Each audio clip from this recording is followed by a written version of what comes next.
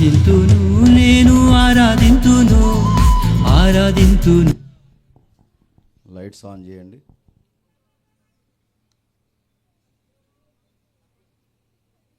చివరిలో కీర్తన చూద్దాం. కొంచెం టెక్నికల్.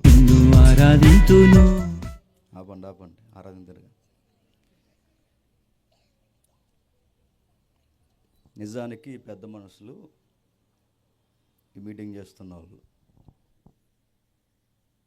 ఖచ్చితంగా షార్ప్గా 10 PM మీటింగ్ అయిపోవాలన్నా మాకు పర్మిషన్ అప్పటి వరకు ఇచ్చారన్నారు. 10 PM అంటే 10 గంటలకు అయిపోవాలన్నారు. నాకు మైక్ ఎన్ని గంటలకు ఇచ్చారండి? చివరి ప్రార్థన చేద్దామా? సరే, ఆలస్యం అవుతుంది. పోలీసు వారిని కూడా మనం గౌరవించాలి. క్రైస్తవులు చట్టాలను ఎదిరించేవారు కాదు, చట్టాలకి లోబడేవారు. కాబట్టి మన అధికారులని ఆనర్ చేస్తూ త్వరగా ముగించుకునే ప్రయత్నం చేద్దాం. చిన్న ప్రార్థన. పరలోకమందున మా తండ్రి, తమ్ముడు ద్వారా తండ్రి, సమాజానికి ఒక్కొక్క వ్యక్తి ఎలా ఉండాలో, మా చుట్టూ ఉన్న ప్రజానికానికి తండ్రి రేపేవారుగా మేము ఎలా ఉండాలో తండ్రి, భక్తుల యొక్క ఉదంతాలు తండ్రి ఉటంకించాడు. మరింత కొనసాగింపుగా తండ్రి మరొక భక్తుని తండ్రి మా కళ్ళ ఎదురుకు తీసుకురండి, మాతో మాట్లాడండి. ఈ సభలు తండ్రి ఎవరు పేరు ప్రఖ్యాతుల కొరకు కాక కేవలం తండ్రి ఒక్క పాపి మారు మనసు కొరకు తండ్రి కష్టము ప్రయాస ఎంతమంది సహోదరులు కలిసి ఇది ఏర్పాటు చేసిందని తండ్రి మీ చిత్తమని మేము నమ్ముతున్నాం దేవా. ఎవరును తండ్రి ఈ ప్రాంగణంలో ఉన్నవారు ఏమరపాటుగా ఉండక తండ్రి పరిశుద్ధాత్ముడు దిగితే సౌలు మనుషులు కూడా ఎలా అయితే తండ్రి ఆత్మ తీవ్రతతో నింపబడ్డారో ఆ విధంగానే తండ్రి మాలో ఉన్న ఆత్మ తీవ్రతను మీ పరిశుద్ధాత్ముడిని తండ్రి అందరి మీద కుమ్మరించండి. మారు మనసు కలగ చేయండి.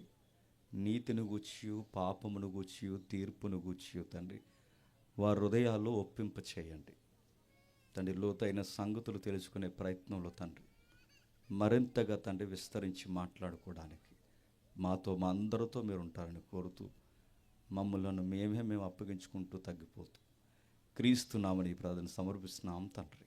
ఆమేన్. త్వరగా కొన్ని విలువైన సంగతులు విందాం. స్థానిక దైవజనులకి, వేదిక మీద ఉన్న పెద్దలకి మర్చిపోయాను, నా ఎడం వైపు ఉన్న పెద్దలకి, దైవజనులకి, నా ప్రియ సహోదరులకి అందరికీ క్రీస్తునామ శుభములు. అపోస్తుల కార్యములు 13వ అధ్యాయం.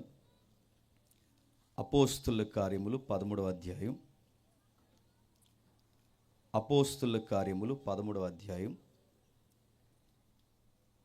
22వ వచనం నుండి. తరువాత అతడును తొలగించి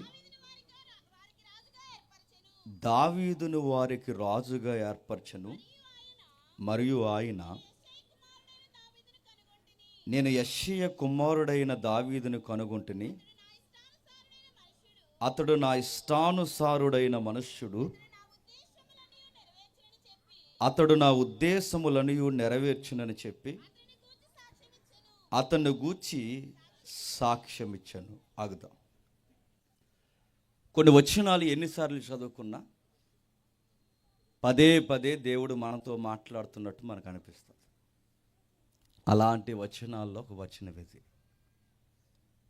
మహానుభావులు, అపోస్తులు సమాజానికి సువార్త చెబుతున్నప్పుడు వాళ్ళకు తోసించి చెప్పలేదు. వాళ్ళు లేఖనాలు ఏవైతున్నావో ఆ లేఖనాలు ఎత్తి ఆ మరుగైన సంగతులు మళ్ళీ ప్రజల ముందు బోధించడం ప్రారంభించారు. ఎప్పుడైనా మీరు గమనించండి, ఇది వాక్యము కాదు అని ఒక వ్యక్తి ప్రసంగాన్ని మీరు ఎలా అంచనా వేయగలరంటే అతడు ఖచ్చితంగా వాక్యాలు ఎత్తి వివరించాలి. ఈరోజు వాక్యాలు సందర్భాలు ఎత్తి వివరించే బోధకులేరి. నేను 18 ఏళ్ళై 19వ సంవత్సరంలోకి సేవ, అంటే 18 సంవత్సరాల సేవా జీవితంలో ఇప్పుడు 19వ సంవత్సరం రన్ అవుతుంది. నేను చూసిన ఈ లాంగ్ టైం లైన్లో నేను చెబుతున్నాను, ఈరోజు వాక్యాలు మాట్లాడే వాళ్ళు కరువైపోయారు. వాక్యాలు వివరించే వాళ్ళు కరువైపోయారు. బాధాకరమైన విషయం, వాక్యాలు విస్తరించి మాట్లాడితే వినే ప్రజలు కూడా కరువైపోయారు. ఈరోజు ఎంటర్టైన్మెంట్ ప్రోగ్రామ్స్ కావాలి, లైట్స్ ఆపేయాలి, లైట్స్ ఆన్ చేయాలి, ఆ లైట్స్ రంగురంగు లైట్లు వేయాలి. ఎందుకో మరి కొన్ని లైట్లు అలా ఆకాశంలోకి తన్నేస్తుంటాయి, ఎందుకో మరి అలా వెళ్ళిపోతున్నప్పుడు అదొక ఫీలింగ్లోకి రావాలంటే నేను అడుగుతున్నాను, మీరేమన్నా కళ్యాణ మండపానికి వస్తున్నారా? చాలా పెద్ద పెద్ద సభలు జరుగుతాయి మీ లోకోటాలో, అంటే ఈ భీమవరం, ఆకివీడు, మీది కొంచెం డబ్బున్న ఏరియా, పైకి మీరు అలా ఉంటారు. కానీ ఈ ఏరియాలో టాప్ మోస్ట్ స్పీకర్ని పిలుస్తారు. ఏం చెబుతారండి? ఏం చెప్పట్లేదు. వస్తున్నారు, పెద్ద పెద్ద ఏదికలు వేస్తున్నారు. ఆ ఏదికల మీద ఏం చెప్తున్నారంటే సిగ్గు లేకుండా బోధకుడు ప్రసంగం మానేసి ఎగురుతున్నాడు.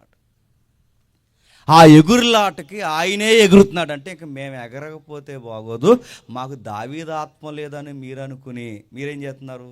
మీరు ఎగురుతున్నారు. ఎగిరితే మళ్ళీ బయట వాళ్ళు సి అంటారని ఆ చి అన్న దానికి అడ్డెట్టుకోవడానికి ఇది ఏ డ్యాన్సో తెలుసా? ఇది డ్యాన్స్ బేవ్ డ్యాన్స్ కాదు, ఇది డేవిడ్ డ్యాన్స్ అన్నారు. ఈరోజు ఇలా అయిపోయారు. డ్యాన్స్లు వేసే బాధకులు పెరిగిపోయారు. కేవలం ఉత్సాహభరితమైన పాటలు పాడుకొని ఇవి ఉజ్జీవ కీర్తనలని పేరు పెట్టుకుని ఆరాధన పేరుతో దేవుని సమయాన్ని దొంగిలిస్తున్నారు. ఇప్పుడు చేస్తే చేస్తారు ఆరాధనలు. ఏం చేస్తున్నారు ఆరాధనలు? పవిత్రమైన గ్రంథాన్ని కాళ్ళ దగ్గర పడేసి ఎలాగో చప్పట్లు అలాగో చప్పట్లు కొట్టి బైబిల్ మీద నుంచి అటు ఇటు దూకుతున్నారంటే ఏం చేయాలి? మోకాళ్ళు ఎర్రగొట్టేలాంటి వెళ్ళటోళ్ళందరికీ.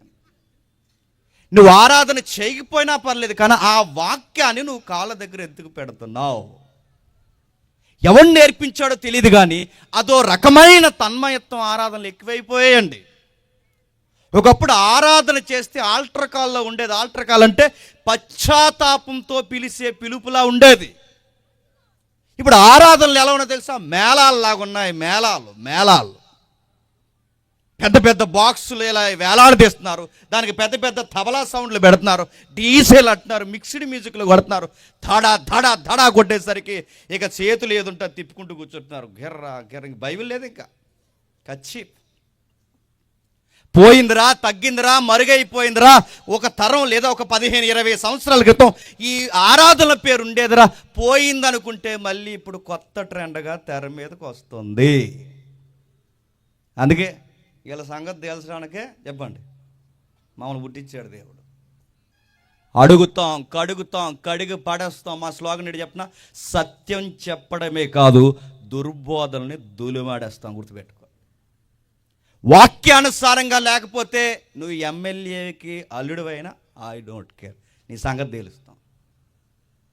నువ్వు వాక్యం సరిగ్గా చెప్పకపోతే నువ్వు ప్రెసిడెంట్ గారి తాలూకైనా ఎవరికి కావాలి? నువ్వు వాక్యం సరిగ్గా చెప్పాలి. వాక్యం వినే వాళ్ళు కావాలి. ప్రజలు వింటారు, చెప్పేలా చెబితే వింటారు. రాత్ర ఒక పెద్ద మ్యూజిక్ ఫెస్టివల్లా చేశారు. మా వెస్ట్ గోదావరిలో ఒక పెద్ద మీటింగ్ చేశారు. మంచి మంచి సింగర్స్ని పిలిచారు. టాప్ మోస్ట్ మ్యూజిక్ ఎవరైతే ఉన్నారో మ్యూజిక్ డైరెక్టర్ వీళ్ళందరినీ పిలిచారు.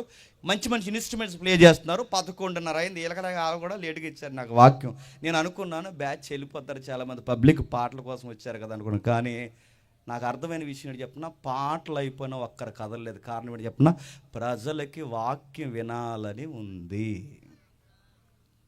11 అయినా కదలలేదు. 12:30 వరకు నాన్ స్టాప్ వాకింగ్ చెప్పని విన్నారు.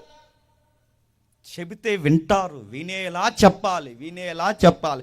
ఒకవేళ వాక్యం చెప్పకపోతే, గొర్రెలకు వాక్యం అనే ఆహారం పెట్టకపోతే, క్రైస్తవ దొడ్డులో ఉండాల్సిన గొర్రెలు మరొక దొడ్డుకి పోవడానికి చూసాయో గుర్తుపెట్టుకో, ఆ పాపం నీదే. గుర్తుపెట్టుకో.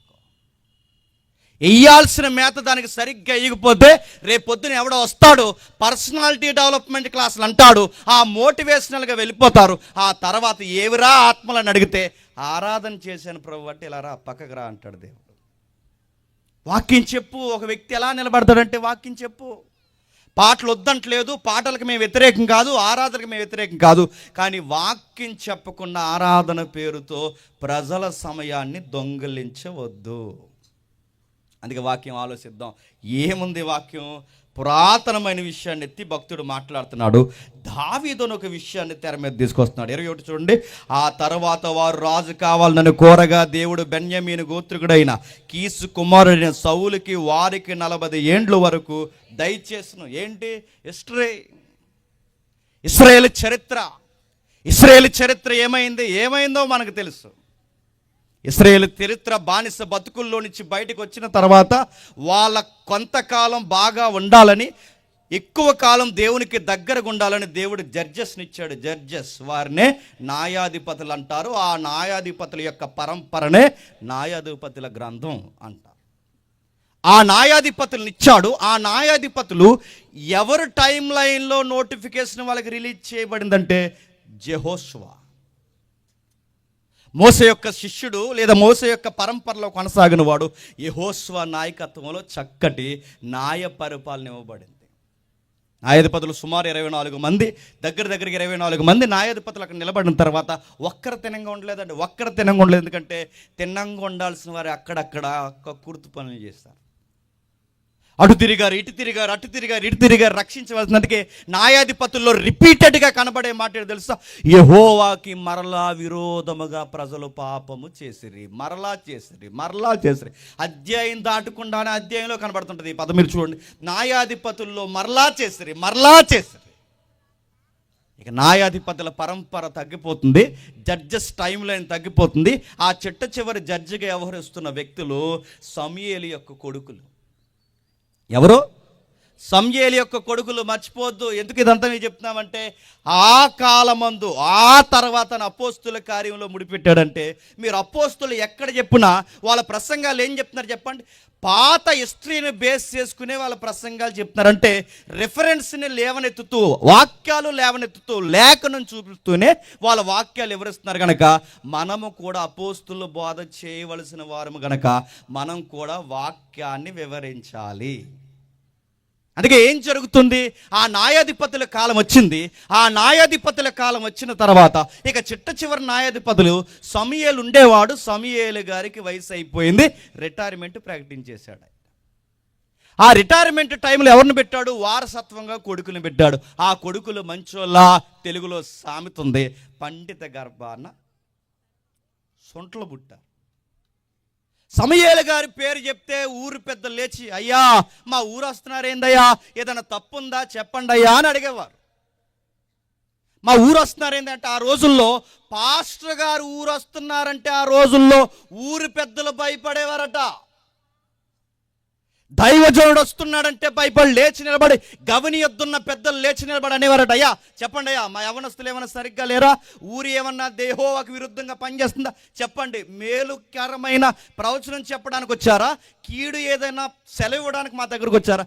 దయచేసి చెప్పండి అని ఆ పాస్టర్ గారు, సమూయేలు పాస్టర్ గారు వస్తే పెద్దలందరూ భయపడ్డారట.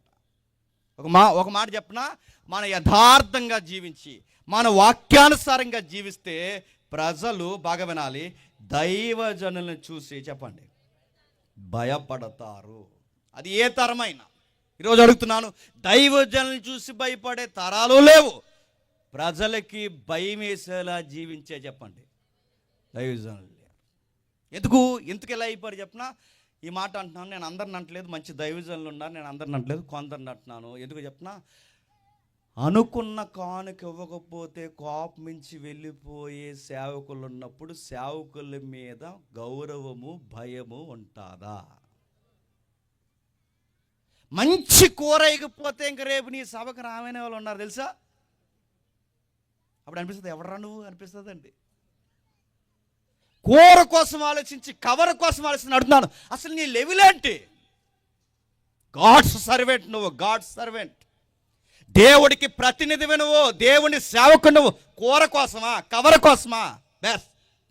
అవి ఇవ్వకపోయినా పర్లేదు, కూర ఎవరికి కావాలి, కవర్ ఎవరికి కావాలి? నేను దేవుని ప్రతినిధిని. ఆ పవర్ ఉండాలండి సేవకులకి.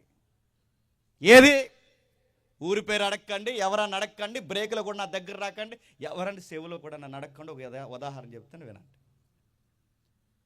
ఇలాగే సభకు పిలిచారు. సభకు పిలిచిన తర్వాత అంతా అయిపోయింది, కక్క మొక్క డొక్కేసి ఆయనకి భోజనం పెట్టారు. చక్కగా తిని, ఆ బీరకాయ పొట్ట ఇలా చక్కగా తిని భావమని బయటకు వచ్చి కవర్ చూసాడు. ఎంత? తోసినగడికి ఇచ్చేవండి అన్నారట. తోసినగడికి ఇవ్వడం చెప్పాంగా ఫిగర్ ఎంత అని అన్నారట. అలా కాదు సార్, తర్వాత మేము చూసి సర్దుకొని కొంచెం మీటింగ్లో మిగులు తగులు ఎవడు ఉంటుంది, తర్వాత నా హీ జిందగీ అన్నాడట. పంపించాల్సిందంటే పంపించలే. ఆ తర్వాత లోపలికి వెళ్ళాడు. ఈయన గారే లోపలికి వెళ్ళి కొత్త పరుపు ఏదైతే పరుపు పట్టుకుని పోయాడంటాడు కారు మీద. ఎవరైనా అడక్కండి, వీళ్ళకి తెలుస్తుంది, ఎవరైనా అడక్కండి. నేను అడుగుతాను, నువ్వు సేవకుడువా అని అడుగుతాను, దుకాణంలో కూర్చుండే వ్యాపారం చేసేవాడువా? మళ్ళీ అడుగుతున్నాను చూడండి, ఈ మధ్యకాలంలో స్పీకర్లు పిలవకండి, మళ్ళీ చెప్తున్నాను, అలాంటి వాళ్ళని పిలవకండి. డబ్బుతో సువార్తను లెక్కలేసేవారిని పిలవకండి. 25 ఇస్తారా 20 ఇస్తారంటే రూపాయి ఎవరు, వస్తావా రావా? సువార్తను అడుగుతున్నా, నీ సువార్త మీ అబ్బ సొత్తా, మీ అయ్య జాగీరా? నీకు ఎవడిచ్చాడు సువార్త? దేవుడు నీకు ఉచితంగా ఇచ్చాడు. దేవుడు నీకు ఉచితంగా ఇచ్చింది నువ్వు అమ్ముతున్నావా? డబ్బులు కలిగితే ఇస్తారు, దారి సాధ్యాలు కలిగితే ఇస్తారు, వాళ్ళకు తోసిన ఇస్తారు. అంత మర్యాద లేని వాళ్ళు కాదు, ప్రజలు ఇస్తారు. కానీ నువ్వెందుకు డిమాండ్ చేస్తున్నావు? 3 రోజులకైతే 35,000 3 రోజులకైతే ఇంకొక పెద్ద స్పీకర్లు అయితే 50,000 నీ బొందంట. పాతెత్తడు దేవుడు, రెడీగా ఉండు. డబ్బుతో సువార్త ఏంటి? అయినా లేడీస్ స్పీకర్లు కూడా తయారయ్యారు ఈ మధ్య. ఆ లేడీస్ స్పీకర్లు అడుగుతాను, వీళ్ళ సోకులకి, వీళ్ళ సరదాలకి, వీళ్ళ వ్యవహారాలకి అందరూ కాదండోయ్, అందరూ కాదు, కొందరు ఈ లేడీస్ స్పీకర్లు కొందరు కూడా 25,000 అయితే వస్తాడు. ఎక్కడికి వస్తావు? డ్యాన్స్ వేయడం కొత్త మా దగ్గరికి. నేను ఏదికి మీద ఏమో డ్యాన్స్లు వేయమంటున్నా, దేనికి వస్తావు? డబ్బులు అడుగుతున్నావు, దేనికి అడుగుతున్నావు డబ్బులు? ఒక దైవజనుడికి, ఒక సీనియర్ దైవజనుడు ఏమన్నా తెలుసా? నాన్న నీకు ఒక కవర్ ఇచ్చాను, జాగ్రత్త, అది ఇంటికి వెళ్ళే వరకు ఓపెన్ చేయక, ఎందుకంటే అందులో విసనాగుంది అన్నాడు. దీని పాముంది అంటాడు ఏంటని. ఆ జూనియర్ స్పీకర్ ఇంటికి వెళ్ళిన తర్వాత ఆ కవర్ ఓపెన్ చేస్తే ఆ కవర్లో ఉన్నది ఏంటో చెప్పిన డబ్బులు ఉన్నాయి. ఆ డబ్బులు చూసినప్పుడు ఆ పెద్ద ఆయన మాట జ్ఞాపకం వచ్చింది, ఎస్, ఇది పాముతో సమానం. దీన్ని ఎలా వాడాలో అలా వాడకపోతే ఇది తిరగేసి ఎవరిని కాటేస్తుంది చెప్పండి? మనల్నే కాటేస్తారు. ఇలాంటి పౌరుషం, ఇలాంటి లంచం తీసుకోలేని భాగమేనండి. లంచాలు తీసుకునే స్వభావం లేని ఒక పౌరుషం కలిగిన జీవితం సమూయేలు జీవిస్తున్నాడు కనుకే ప్రజల్లో టెర్రర్ స్టార్ట్ అయింది. టెర్రర్, భయము. సమూయేలు వస్తే లేచి నిలబడ్డారు. అలాంటి సమూయేలుని చూసి భయపడే ప్రజలు అన్నారు, అయ్యా మీరు బతుకుండగానే మేము ఒక విషయాన్ని తెర మీదకి తీసుకొచ్చేస్తాం. మీరుండగానే ఒక విషయాన్ని మేము తెర మీద తీసుకొస్తున్నాం. ఎందుకంటే మీరుండగానే ఇంత ఘోరకలు జరుగుతుందంటే ఈ విషయం మీకు కంటపడిందో లేదో మాకు తెలియదు, కానీ విషయం అయితే మీ ముంగిటికి తీసుకొస్తున్నాం. మీరుండగానే ఇలా జరగడం మాకు ఇష్టం లేదు. మీరు వెళ్ళిపోయిన తర్వాత మనం పట్టించుకునే వాళ్ళు ఎవరు లేదో ఒక విషయం చెప్తున్నాం. అయ్యా నీ కుమారులు నీ ప్రవర్తన వంటి ప్రవర్తన గలవారు కారు. నీ కుమారులు నీ ప్రవర్తన వంటి ప్రవర్తన గలవారు కాదు. అందుకే మేము ఓ మాటకు అడ్డొస్తున్నాం. అయ్యా మీరు వెళ్ళిపోయిన తర్వాత ఏమవుతుందో తెలియదు, మాకు జడ్జెస్ కావాలా? జడ్జెస్ ఎవరు కాదు, కింగ్స్ కావాలన్నారు. రాజులు కావాలి, రాజుల పరిపాలన కావాలి. సమూయేలు ఉండగా అడుగుతున్నారు, ప్రపోజల్ పెట్టేశారు, ఫైల్ ముందుకు తీసుకొచ్చారు. ఇదిగో ప్రజాస్వామ్య వ్యవస్థలో ప్రజలకు నచ్చినవాడు, ప్రజల చేత ఎంపిక చేయబడినవాడు, ప్రజాప్రతినిధిగా మాకు ఒక రాజు పరిపాలన కావాలి, మాకు ఒక రాజు కావాలని అన్నప్పుడు సమూయేలు హర్ట్ అయిపోయాడు. దేవుడి దగ్గరికి ఈ విషయాన్ని తీసుకెళ్ళాడు. అయ్యా దేవా ఇలా అడుగుతున్నారు ప్రజలు, రాజు కావాలని అడుగుతున్నారంటే అప్పుడు దేవుడు ఏమంటాడు తెలుసా? ఒక మాట అడుగుతాడు. ఏమని అడుగుతాడంటే, తప్పు నీది కాదు, నువ్వెందుకు బాధపడుతున్నావు, నేను బాధపడాలి. ఇండైరెక్ట్గా మీనింగ్ ఏంటి చెప్పినా? ఇండైరెక్ట్గా మీనింగ్ ఏంటి చెప్పినా? దేవుని మాటల్లో ఒక మర్మగర్భమైన ఒక సారం ఏంటో తెలుసా?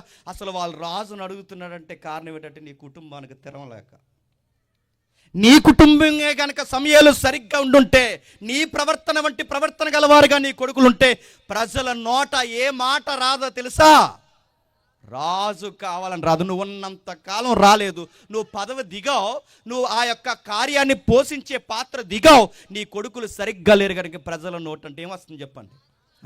మళ్ళీ చెప్తున్నాను, తలకాయలు తినంగా లేకపోతే తోకలు అల్లాడెత్తాయి, గుర్తుపెట్టుకోండి.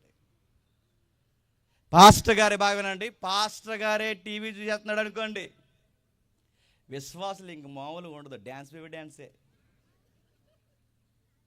ఒకరోజు ఉపవాసకుడికి వెళ్ళాం, మళ్ళీ డిస్క్రిప్షన్ చెప్తున్నాను, అడగండి నన్ను. ఒకరోజు ఉపవాసకుడికి వెళ్ళిన తర్వాత ఉపవాసకుడు తీవ్రంగా జరుగుతున్నాయి. ఆయన మంచి దైవజనుడు, సంఘం కూడా మెజారిటీ పీపుల్స్ ఉపవాసంతో ఉన్నారు. వాళ్ళ మొఖాలు చూస్తే అర్థమవుతున్నాయి, తీవ్రంగా అందరూ వాళ్ళకి వింటున్నారు, ప్రార్థన చేస్తున్నారు.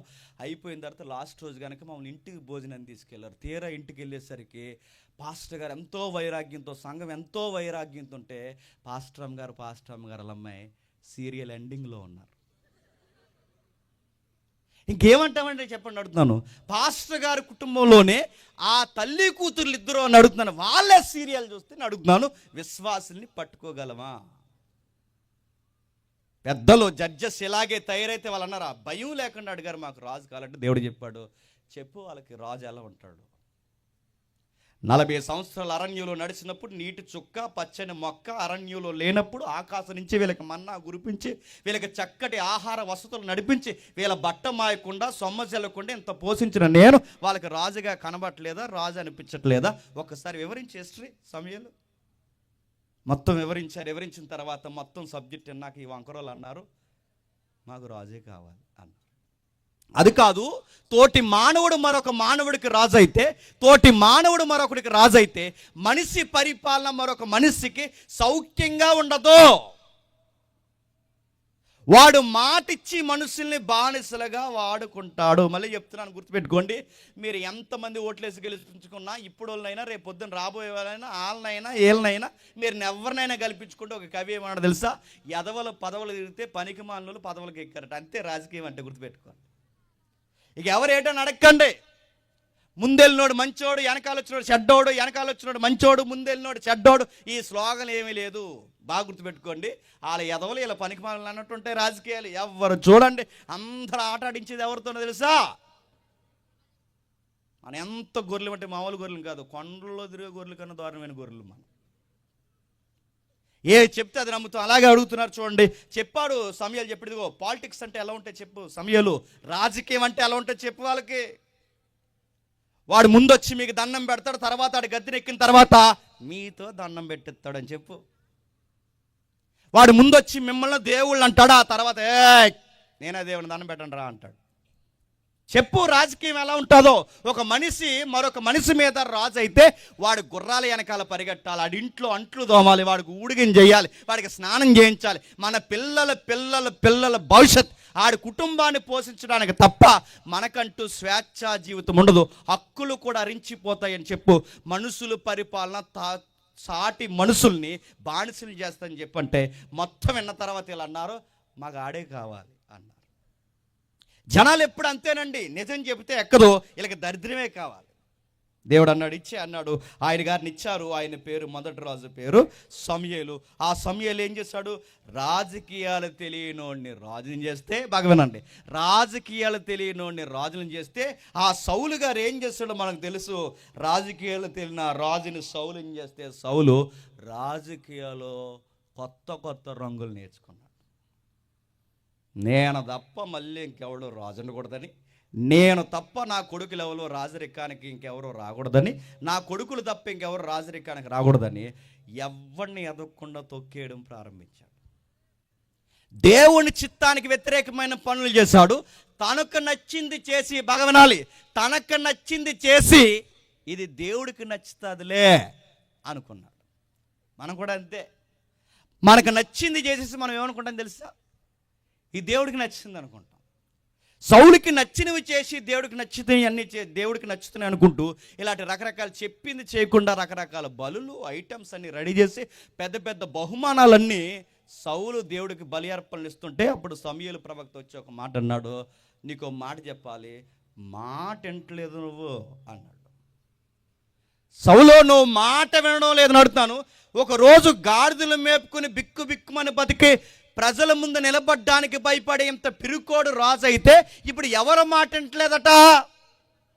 దేవుడు మాట వింటలేదంట. గుర్తుపెట్టుకోండి, ఎవడైనా అలా ఉంటేనే బాగుంటాడండి. మామూలోడికి పదవులు ఇచ్చామనుకోండి, ఇటు సాక్షాత్ ఎవడ మాట విండో తెలుసా? దేవుడు వాక్యం మాటే విండో. అందుకే చూడండి, మీరు గమనించండి, సీనియర్ ముదిరిపోయిన బెండకాయలు ఉంటాయి చూసారా, వాళ్ళ కనీసం బైబిల్ తీరండి. వాక్యం చెప్తుంటే అంటే వాళ్ళు లుక్ ఎత్తారు, మాకేంటే మా తెలుసులేరా అన్నట్టు. అదొక వైరాగ్యం. బైబిల్ చూడరు. ఇంకా మీరు గమనించండి, ఇంకా దైవజనులు అందరూ మంచి వాళ్ళు అడుగుతున్నాను.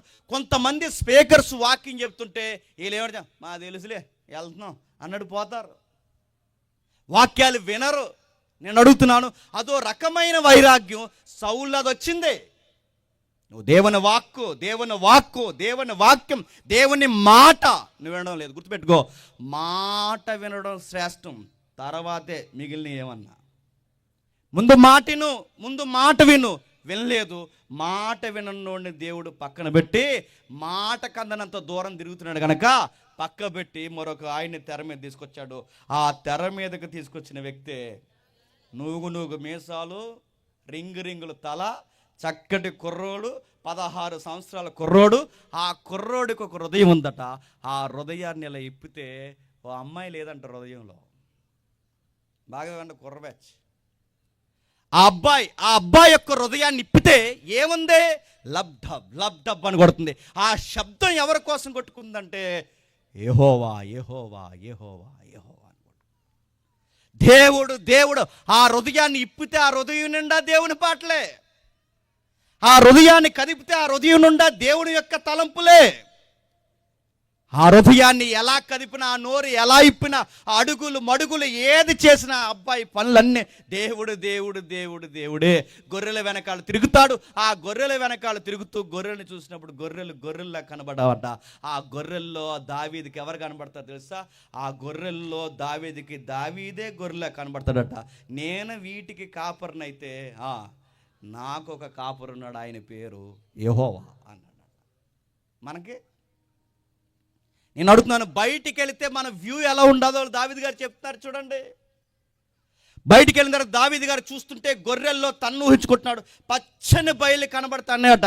నా గొర్రెలన్నీ పచ్చని బయలు మేస్తున్నాయి. పచ్చిక బయలు మీద ఈ గొర్రెల్ని నడిపిస్తే పచ్చిక బయలు మీద నన్ను నడిపించే నా కాపురున్నాడు, ఆయన పేరు యెహోవా అన్నాడు. ఇన్స్ట్రుమెంట్ ఒకటి ఉంటుంది, చిన్న ఇన్స్ట్రుమెంట్ ఉంది ఆ అబ్బాయి దగ్గర. ఇలా కొట్టుకుంటూ ఆ గిటార్, తంతి వాయిద్యం ఇలా వాయించుకుంటూ ఎప్పుడు దేవుడు పాటలు పాడుకుంటూ తిరుగుతాడు. నేను అడుగుతున్నాను, కుర్రోళ్ళు తమ్ముళ్ళని అందరిని అడుగుతున్నాను, నీకు ఇన్స్ట్రుమెంట్ ఇచ్చాడు దేవుడు, మొబైల్ అడుగుతున్నాను. 24 hours అందులో నీ హిస్టరీ బయటికి తీస్తే ఏముంది? దేవుని వాక్యం, దేవుని పాట, దేవునికి వచ్చిన హిస్టరీ, దేవునికి సంబంధించిన తలంపులు, దేవునికి వచ్చిన పరిశోధన, నీ మొబైల్ అంతా, నీ ఫేస్బుక్, ఇన్స్టాగ్రామ్, వాట్సాప్ స్టేటస్ ఏదైనా, ఏది కలిపిన ఈ డేటా, నీ మొబైల్ అంతా దేంతో ఉండాలి తెలుసా? వాక్యం. ఈ మధ్యకాలంలో విచిత్రం ఏంటి చెప్పనా? ఈ చెక్ చేస్తారు కానీ హృదయంలో ఏమైనా తేడా ఏముందని, గుండెకి ఏదైనా ప్రాబ్లం ఉందని చెక్ చేస్తారు. దాన్ని ఏమంటారు? ఈసీజీ తీసిన తర్వాత ఈసీజీ ఇలా వస్తుంటుంది, అప్ అండ్ డౌన్ ఇలా వచ్చి అలా చూపిస్తారు గీతలు. అప్ అండ్ డౌన్స్ అలా ఉంటే నీ హృదయం వంకరంగా ఉందని కాదు, కరెక్ట్గా ఉందని. దేవా ఏంటి ప్రభావ గీతలన్నీ వంకరకు వచ్చి నీ లైన్కి వచ్చేలా చేయంటే పోతావు. ఇంకా అది అలాగే రావాలి. స్ట్రైట్ లైన్ పెట్టుకోవా అనుకో, గుండె ఆగిపోద్ది. ఈ అప్ అండ్ డౌన్ ఒక ఆయన చమత్కారంగా ఫేస్బుక్లోకి ఎవాంజలిస్ట్ ఏమంటాడంటే, ఇదిగో ఈసీజీకి తెలియని ఒక విషయం ఉంది. ఈసీజీ తీస్తున్నట్ట అప్ అండ్ డౌన్ హృదయ స్పందన ఎలా ఉందో చెప్తాడట. ఈసీజీ తీసినప్పుడు హృదయ స్పందన ఎలా ఉందో చెప్తాడు. కానీ ఈసీజీకి దొరకంది చెప్తున్నా, ఆ హృదయంలో ఏముందో ఎవడికి తెలియదు. ఒకవేళ తెలిస్తే కాపురాలు పోతాయి, తెలిస్తే స్నేహాలు పోతాయి, తెలిస్తే సేవ పోద్ది. అందుకే ఈసీజీకి దొరకంది. గుర్తుపెట్టుకోండి. ఈరోజు విచిత్రం ఏంటి చెప్పినా, ఆడు హృదయంలో ఏముందో తెలియాలంటే ఈరోజు టెక్నికల్ ఎవిడెన్స్ ఏంటి చెప్పినా, ఆడు మొబైల్ తీసుకుంటే ఇట్టే తెలిసిపోతాడు. ఆడు మొబైల్, అందుకే చూడండి, క్రైమ్ జరిగినప్పుడు ఆడు మొబైల్ని ఎప్పుడైనా అది సీజ్ చేస్తాడు. హిస్టరీ ఏంటో బయటికి తీస్తే దొరికేస్తారు. మీ పిల్లలకు మొబైల్ కొనిస్తున్నారా? ఇచ్చినప్పుడు నేను ఈ మాట అడుగుతున్నాను, లాకులు వెయ్యొద్దని చెప్పండి. వాట్సాప్కో లాకు, యూట్యూబ్కో లాకు, గూగుల్కో లాకు, పర్సనల్ యాప్లకో లాకు, ఆ యాప్కో లాకు. ఇన్ని లాకులు ఎందుకు అయ్యా? ఇన్ని లాకులు ఎందుకు? ఈసారి ఇంటికి వెళ్ళినట్టు అడగండి, రే లాక్ ఓపెన్ చేయను, ఆడికి సెమటెక్కేస్తుంది, నీకు సెమటెక్కేస్తుంది. ఈరోజు ఎవడ హృదయంలో ఏమున్నా ఇట్టే చెప్పగలిగేది ఏంటి చెప్పండి? మొబైల్. తెలిసిపోతుంది. కానీ దావీదుకి మొబైల్ ఇస్తే మొబైల్ నిండా దేవుడి పాటలు ఉంటాయి, మొబైల్ నిండా దేవుడి ప్రసంగాలు ఉంటాయి, మొబైల్ నిండా దేవుడు. ఎందుకంటే ఆయన హృదయంలో ఉన్నదే తన దగ్గర ఉన్న వస్తువులు కూడా తగిలిస్తారు. అందుకే దావీదు దగ్గర ఉన్న తంతి వాద్యానికి బాగా అలవాటు ఏంటంటే తెలుసా? యెహోవా పాట అంటే తన చుట్టూ ఉన్న వస్తువులు కూడా యెహోవా వైరాగ్యాన్ని ఎక్కించేస్తాడు అబ్బాయి. అలాంటి కుర్రోడు దేవుడికి కావాలి, పిలుచుకున్నాడు. తర్వాత అతన్ని తొలగించి, సౌలును తొలగించి దావీదుని వారికి రాజుగా ఏర్పరచుకున్నాను. మరియు ఆయన, నేను యెష్షా కుమారుడైన దావీదును కనుగొంటిని, అతడు నా ఇష్టానుసారుడైన మనుష్యుడు, అతడు నా ఉద్దేశములనియు నెరవేర్చేవాడు. దీనికి ఒక మూల పదం ఉంది, నా ఉద్దేశానుసారుడైన మనుష్యుడు, నా ఇష్టానుసారుడైన మనుష్యుడు, నా ఉద్దేశానుసారుడైన మనుష్యుడు, నా హృదయానుసారుడు. ఎవరు? దావీదు గారు. బాగా వినండి, దావీదు హృదయంలో ఏముందట? దేవుని హృదయం ఉందట. దేవుని హృదయం ఎవరి హృదయంతో కలిసిపోయిందట? దావీదు హృదయం. ఎందుకంటే దావీదు హృదయం దేవునికి చాలా బాగా నచ్చింది. మీరు గమనించండి జాగ్రత్తగా. ఇశ్రాయేలు దేశపు చరిత్ర కొంచెం టూకీగా, బ్రీఫ్గా, అవుట్లైన్స్ ఒక్కసారి జ్ఞాపకం తెచ్చుకోండి. ఇజ్రాయేల్ దేశం 2 భూభాగాలుగా విడిపోయిందిగా. ఇజ్రాయేల్ దేశం 2 భూభాగాలుగా సౌలు, సౌలు తర్వాత దావీదు, దావీదు తర్వాత సొలొమోను. వీళ్ళ ముగ్గురు 120 సంవత్సరాలు, అంటే ఒక శతాబ్దపు కాలపు తర్వాత ఇజ్రాయేల్ దేశం 2 ముక్కలైంది. ఆ 2 ముక్కలైన తర్వాత మళ్ళీ ఆ మొదటి రాజుల చరిత్ర కానీ, రెండవ రాజుల చరిత్ర కానీ, మొదటి సమయాల చరిత్ర కానీ, రెండవ సమయాల చరిత్ర కానీ, ఈ రెండిటి పైనున్న మొదటి దినవృత్తాంతాల చరిత్ర కానీ, రెండవ దినవృత్తాంతాల చరిత్ర కానీ, ఆ ప్రవక్తల పుస్తకాలు ఉన్నాయి. ఆ యెరెమీయా గ్రంథం కానీ, యెషయా గ్రంథం కానీ, ఈ గ్రంథాలన్నీ చదువుతున్నప్పుడు దేవుడు పదే పదే ఉపయోగించిన మాట చెప్పిన, ఎవడైనా కొత్త రాజు, అంటే సొలొమోను తర్వాత దేశం 2 ముక్కలైందిగా. అర్థమవుతుంది? అర్థమైపోయినా అర్థమయ్యేది చూడండి. అయిపో 11 అయిపోయింది.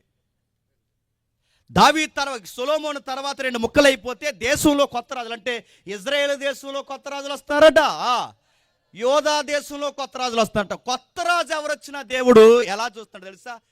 దావీదు లాంటోడేనా అని అడిగేవాడట. ఎందుకు విచిత్రంగా ఉంటుందండి. ఏ రాజు, కొత్త రాజు వచ్చినా ఆ రాజుని దేవుడు ఎవరితో కొలుస్తున్నాడు తెలుసా?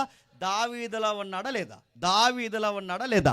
దావీదులా ఉన్నా అంటే దేవుడు దావీదు చనిపోయినా ఎవరిని కోరుకుంటున్నాడు తెలుసా? మళ్ళీ దావీదే కావాలని కొత్త వాళ్ళను కూడా దావీదుని ఎదుగుతున్నాడు. చూడండి, దావీదు లాంటోడా కాదా? దావీదు హృదయంలో ఉందా లేదా?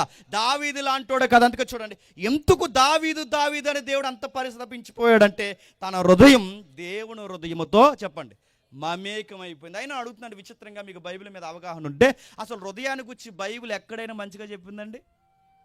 ఎక్కడైనా? ఆది కాండం నుంచి చూడండి, నరుల యొక్క హృదయం బాల్యము నుండి చెడ్డదే. చిన్నప్పటి నుంచి కూడా చెడ్డదేనట, బాల్యము నుండి కూడా చెడ్డదేనట.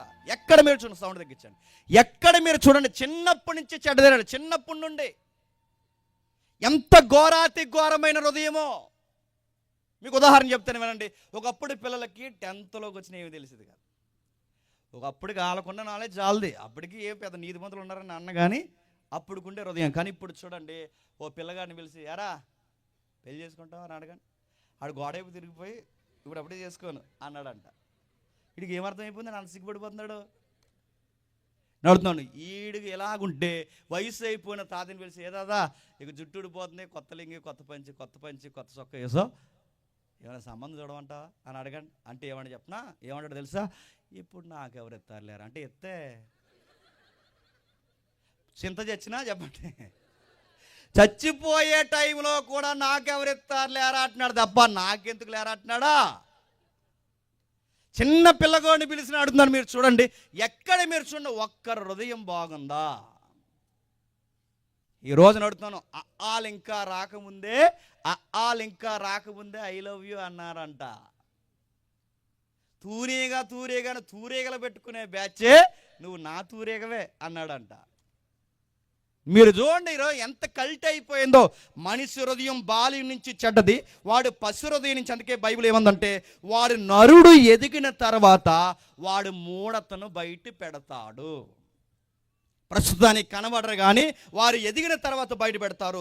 హృదయం ఎలాంటిదంటే ఘోరమైన వ్యాధి కలిగినది, అది మోసకరమైనది, అది మనుషుని నిలువెల్లా దోసేస్తుంది. హృదయాన్ని గురించి మంచిగా ఎక్కడ చెప్పలేదు. అది మంచి చేయనివ్వదు, దేవుని ధర్మశాస్త్రానికి లోబడనివ్వదు. అది ఎక్కడ చూసినా పర్లేదులే అని ఒక దరిద్రపు ఆలోచనలు మనకి అనుగ్రహిస్తుంది. హృదయానికి ఉన్న దరిద్రపు జబ్బేడు చెప్పడం, అది ఖచ్చితంగా దేవుడి మీదకి జెండా ఎగరేస్తుంది. హృదయం మంచిది చెప్పండి. కాదు, మానవ హృదయం పతనమైంది, మానవ హృదయం దరిద్రపు హృదయం, మానవ హృదయం మంచి ఏది చేయించ, చివరికి నువ్వు చేసే తప్పును కూడా అది సమర్థించే ఆలోచనలు నీకు తెలియచేస్తుంది. అందుకే చూడండి, ఎవరైనా ఎప్పుడైనా మీరు గమనించండి, మిస్టేక్ జరిగినప్పుడు అది కాదు అని చెప్పండి, ఒప్పుకుంటారా? లాయర్ లాగా వాదించేస్తారు మనతో. అసలు అది ఎందుకంటే అన్నామంటే నేను అడుగుతున్నాను, ఆ వివరణ ఎక్కడి నుంచి వస్తుంది నీకు? నీ హార్ట్, నీ హృదయం వివరణ ఇస్తుంది. నువ్వు లాయర్ లాగా నీ కోసం నువ్వు ఆలోచించుకుంటావు, వాదించుకుంటావు, అది లోపల నుంచి చెబుతుంది, ఘోరంగా మాట్లాడుతుంది. అందుకే ఈ దరిద్రం అంతా మీరు చూడండి, అందరి హృదయాలు ఒకలా ఉన్నాయి. హృదయాలు ఘోరాతి ఘోరమైన వ్యాధి కలిగినవి. అందుకే హృదయాన్ని గురించి మాట్లాడుతూ మత్తయి సువార్తలు అంటాడు, ఆ హృదయం నుంచి ఘోరమైనదా బాప్తిస్మ ఇచ్చి యోహాను అంటాడు, సర్ప సంతారమా, భ్రష్ట హృదయమా, సెరుపు చే పిల్లారా, మీ హృదయం అంతా పాప పంకిలమైందన్నాడు ఆ 12వ అధ్యాయంలో 34లో. ఘోరంగా తిట్టాడు. ప్రభు అయిన యేసుక్రీస్తు వారు కూడా ఏమన్నా తెలుసు, సరే మీ హృదయంలో నుంచి హత్యలు, మీ హృదయంలో నుంచి వ్యభిచారాలు, మీ హృదయంలో నుంచి అబద్ధాలు, మీ హృదయంలో నుంచి దైవ విరోధమైన చర్యలు. ఆ రోమపత్రికలో పౌలు గారు అన్నారు, ఏమన్నా తెలుసా, నరుని హృదయం అట దేవుడు ఉండడానికి కోరుకోదట. మరి నరు హృదయం ఏం కోరుకుంటా తెలుసా, తన మనసులో దేవునికి చోటియ్యనల్లకుండా, ఆ మనసులో రోమపత్రికలు ఉందిగా, ఆ మనసులో దేవునికి చోటు ఇవ్వకుండా మనసులో చెత్తకి, దరిద్రానికి, పాపానికి, ప్రతి దానికి వాడు ప్లేస్ వేసి దాన్ని ఎంజాయ్ చేస్తాడట. ఇలా హృదయం గూర్చి ఎక్కడికక్కడే ఘోరాతి ఘోరంగా బైబిల్ మాట్లాడుతుంటే, ఇంత పాప పంకిలమైన హృదయాల మధ్య దేవుడికి లబ్డబ్బన ఒక హృదయం నచ్చిందంట. ఆ హృదయమే చెప్పండి దావీదు. అంటే ఇంత పాడైపోయింది హృదయం అని బైబిల్ చెప్తున్నప్పుడు, ఇంత పాడైపోయిందని బైబిల్ చెప్తున్నప్పుడు, ఆ పాడైపోయిన హృదయాల్లో దావీదు హృదయం దేవుడికి నచ్చేసిందట. పైగా ఎక్కడ చెప్తున్నాడు తెలుసా, ఇది బెత్షెబా తప్పు చేయక ముందు కాదు. గమనించండి, బెత్షెబాతో తప్పు చేయక ముందు కాదు, ఆల్రెడీ బెత్షెబాతో తప్పు చేశాడు. తప్పు చేసి చరిత్ర అయిపోయింది. ఇంత చరిత్ర అయిపోయా కూడా క్రొత్త నిబంధనలు ఎవరి కోసం చెప్తున్నాడు చెప్పండి? అంటే ఆ బెత్షెబా విషయంలో కూడా ఏదో కేసు రికార్డ్ అయ్యింది. ఎందుకండి ఇదంతా మనకెందుకంటే, నేను మళ్ళీ చెప్తున్నాను, దావీదు హృదయం దేవుడికి ఎలా నచ్చిందో మనకు తెలిస్తే, మన హృదయం దేవుడికి ఎలా నచ్చిందో మనకు అర్థమైతే, దావీదు ఏలికగా ఎలా ఉన్నాడో గమనించండి, మన చుట్టూ ఉన్న వాళ్ళకి మనం కదిలే వింతగా ఉంటామట. గమనించండి, దావీదు సింహాసనం ఉన్నప్పుడు, గమనించండి, దావీదు సింహాసనం ఉన్నప్పుడు పొరుగు రాజ్యాలు కప్పం కట్టాయి, కిమ్మలేదు ఎవడో. మీరు గమనించండి, దావీదు రాజుగా ఉన్నప్పుడు దావీదు వైబ్రేషన్, దావీదు బతుకుండడమే కాదు, సొలొమోను పరిపాలన వరకు కూడా ఒక్కొక్కడు అడలిపోయారు. దావీదు పరిపాలన అలా ఉంది. ఎక్కడెక్కడ తూర్పు ప్రాంతాల దేశాలు కూడా దావీదు ఒక ఆయన ఉన్నాడంటగా. ఆయన ఉండగా ఆ దేశం కన్నెత్తు కూడా చూడకూడదు, కనీసం కనుసై కూడా ఆ దేశం మీద చూడకూడదని భయపడిపోయారు. అంటే దేవుడు మనతో ఉండాలి అంటే మన హృదయం దేవునితో ఉండాలి. మన హృదయం దేవుడితో ఉంటే, దేవుడు మనతో ఉంటే, మన చుట్టూ ఉన్న పరిస్థితులు కూడా వణుకు స్టార్ట్ అవుతుంది. గుర్తుపెట్టుకోండి, ప్రతి పరిస్థితిని ఏళ్తాం, ప్రతి పరిస్థితిని తొంగలేసి దొక్కుతాం, ప్రతి పరిస్థితికి ఎదురు నిలబడతాం. అది తుఫానైనా, ఖడ్గమైనా, కరువైనా, ఇబ్బంది అయినా, ఏదైనా భయం లేక నిలబడతాం. ఎందుకు చెప్పిన, దేవుడు మన పక్షమునుండగా, ఆయన మనతో ఉంటాడు. ఎదురుగున్నది గొలియాత్ అయినా, దేవుడు మనతో ఉంటే ఎదురుగున్నది గొలియాతులే ప్రపంచమంతా తిరిగి వచ్చి ప్రపంచమందరూ కలిసి గొలియాతులైనా భయపడం కాక భయపడం. అందుకే దావీదు సీక్రెట్ ఏంటో మనకు తెలిసిపోతే మనం కూడా ఎవరిని పట్టుకోగలని చెప్పండి. ఆ దావీదు మర్మం ఏంటో మనకు అర్థమైపోతే మనం కూడా దావీదును ప్రేమించిన దేవుడు నిన్ను ప్రేమిస్తున్నాడు, దావీదు ప్రేమించిన దేవుడు నిన్ను ప్రేమిస్తున్నాడు, నన్ను ప్రేమిస్తున్నాడు. దావీదును కోరిన దేవుడు నిన్ను నన్ను కోరుతున్నాడు. అయితే ఎలా కోరుతాడో తెలిస్తే ఆయనకి నచ్చినట్టుగా మనం ఉండగలం. ఒక స్లోగన్ ఉంది బైబిల్లో, ఒక రెఫరెన్స్ ఉంది, మీరు ఇంటికి వెళ్ళిన తర్వాత చదవండి. ఏమన్నా తెలుసా, యథార్థ హృదయులు, చెప్పండి, యథార్థ హృదయులు తప్పక వర్ధిల్లుతారు. సక్సెస్. గమనించండి, లైఫ్లో చదువు అదిరిపోవాలన్నా, ఉద్యోగం అదిరిపోవాలన్నా, నీ ఫైనాన్షియల్ స్టేటస్ అయినా, ఆరోగ్య పరిస్థితులైనా, నీ గుడారానికి ఏ తెగులు రాకుండా ఉండాలన్నా మర్మం రాసుకో. ఆ బైబిల్ ఉన్న రెఫరెన్స్ ఎప్పుడు గుర్తుపెట్టుకో, నీ లైఫ్లో జెన్యూన్గా ఉండాలి. గుర్తుపెట్టుకో, ఆ యథార్థమైన ప్రవర్తన ఎవరికి ఉందో తెలుసా? దావీదుకు ఉంది. ఇంకా ఏముంది దావీదు హృదయానికి? చూద్దాం ఒకసారి త్వరగా ఒకసారి చూద్దాం. మొదటి సమూయేలు గ్రంథం 24 అధ్యాయం. మొదటి సమూయేలు గ్రంథం 24 అధ్యాయం. మొదటి సమూయేలు గ్రంథం 24 అధ్యాయం మొదటి వచనం నుండి.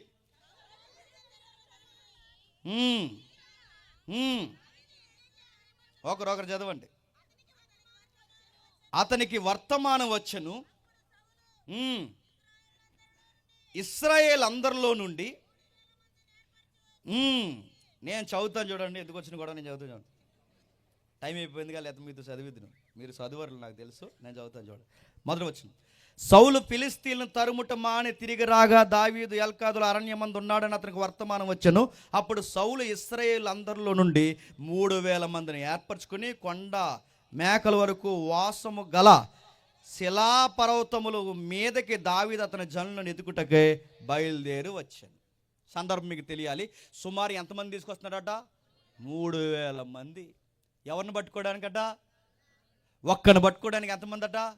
3000 మంది. ఎంత అసూయ ఉందండి సౌలు గారికి. మొత్తం మీద అసూయ వచ్చింది. ఆ తర్వాత మీరు ఇంటికి వెళ్ళిన తర్వాత చదువుతారో లేదా ఎక్కడ ఒక లుక్ వేస్తారు. ఇవ్వండి. 3వ వచనంలో మార్గం నువ్వు చదువుతాడు. మార్గమునున్న గొర్రెల దొడ్డకు అతడు రాగా అక్కడ ఒక గృహ ఒకటి కనబడును. అందులో సౌలు సంకాని వర్తకునికి పోగా దావీదు అతని జనులు ఆ గృహ లోపల భాగములో ఉండిరి. గమనించండి, సౌలు ఎక్కడికి వెళ్ళాడట? సంకాని వర్తకిని. అడుగుతున్నాను, సంకాని వర్తకిని అంటే శంఖం తీసుకుని కుయ్యి అని గుర్తున్నాడు కాదు. శంఖాని వర్తక అంటే శంఖం పట్టుకున్నాడు కాదు. శంఖాని వర్తక అంటే వాష్రూమ్కి వెళ్ళాడని.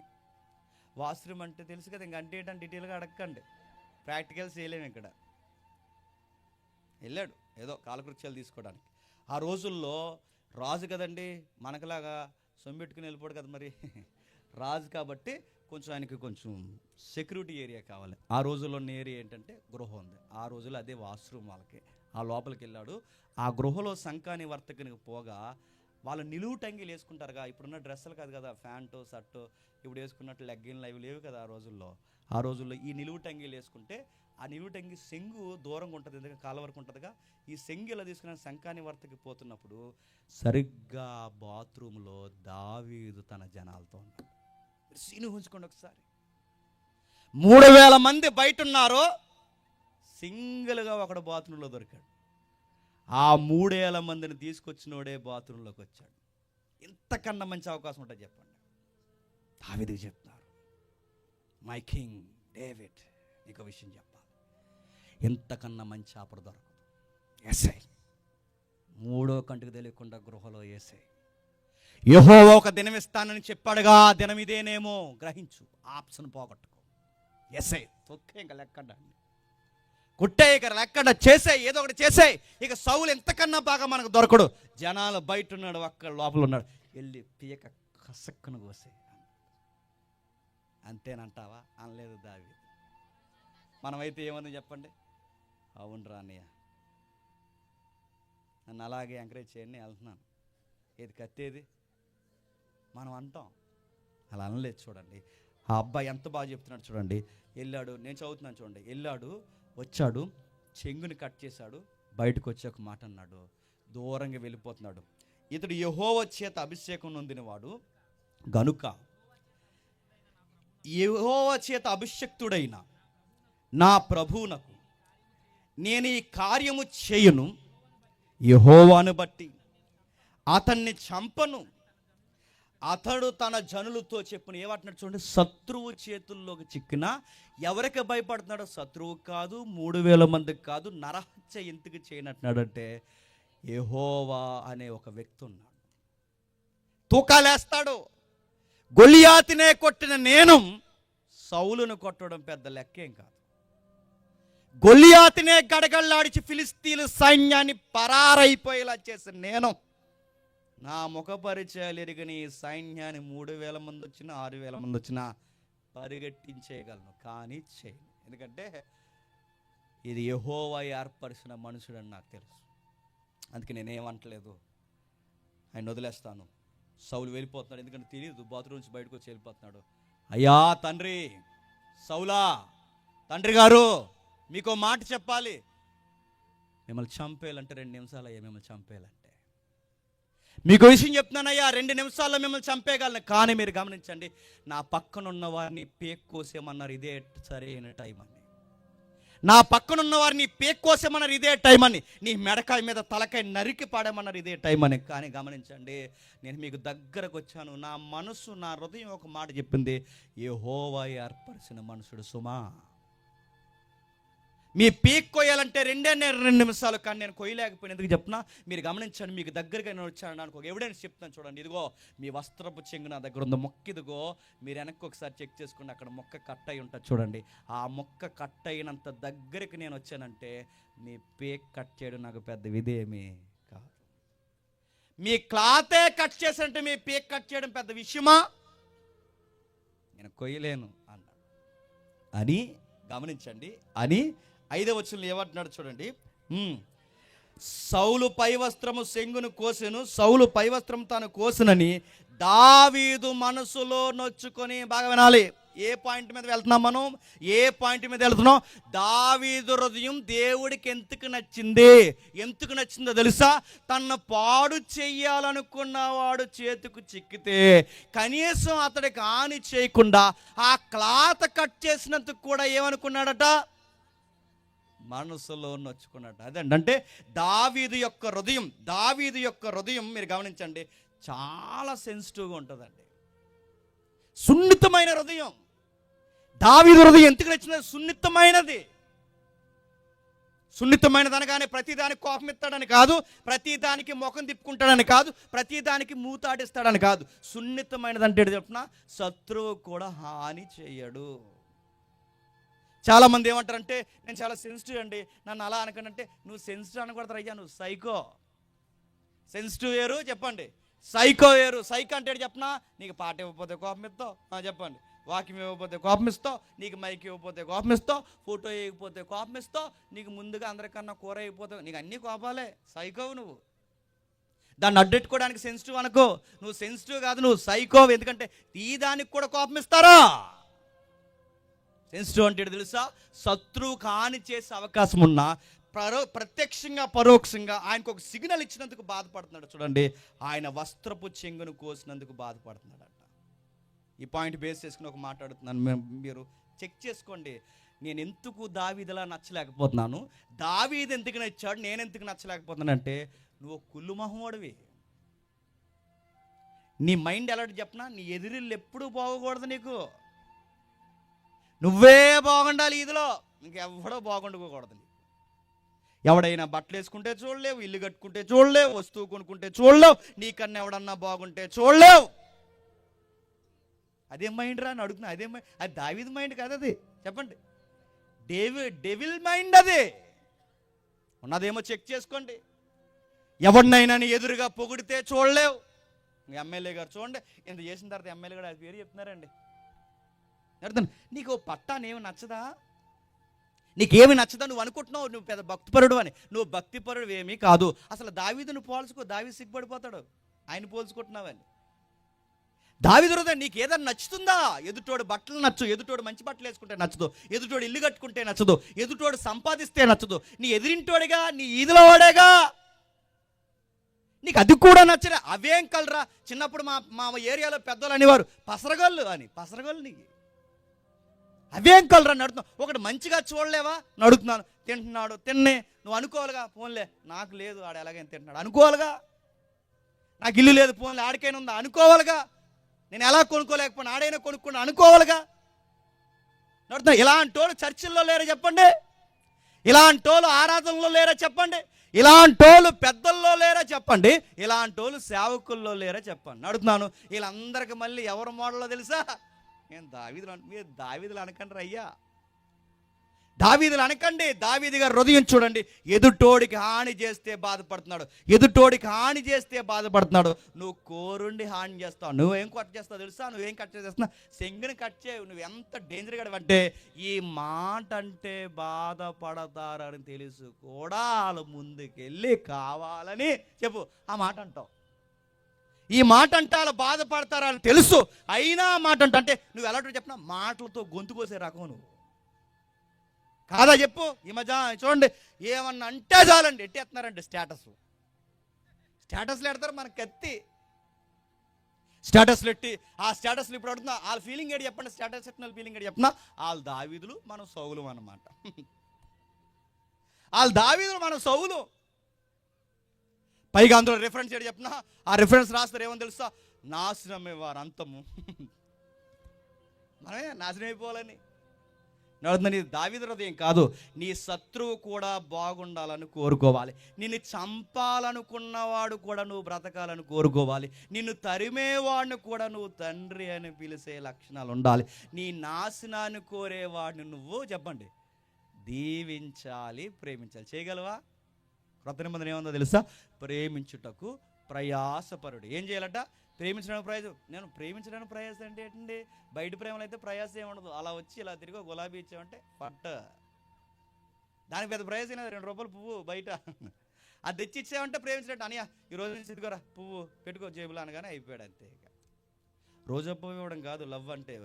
ప్రేమ అంటే చెప్పిన ప్రయాస ఏంటి చెప్పిన, నువ్వు చాలా ప్రేమిస్తావు కానీ ఆడు నీకు వ్యతిరేకంగా మాట్లాడతాడు. అప్పుడు నువ్వు దేవుడు అంటాడు, దేవా ఆడు నీకు వ్యతిరేకంగా ప్రభు ఆడు నేను ఎంత మేలు చేసినా ఆడు నాకు వ్యతిరేకంగా మాట్లాడుతున్నా ప్రభు అంటే, ప్రభు ఒకవేళ వాయిస్ ఇస్తే ఇలా అంటాడు, అయినను నువ్వు వాడిని చెప్పండి.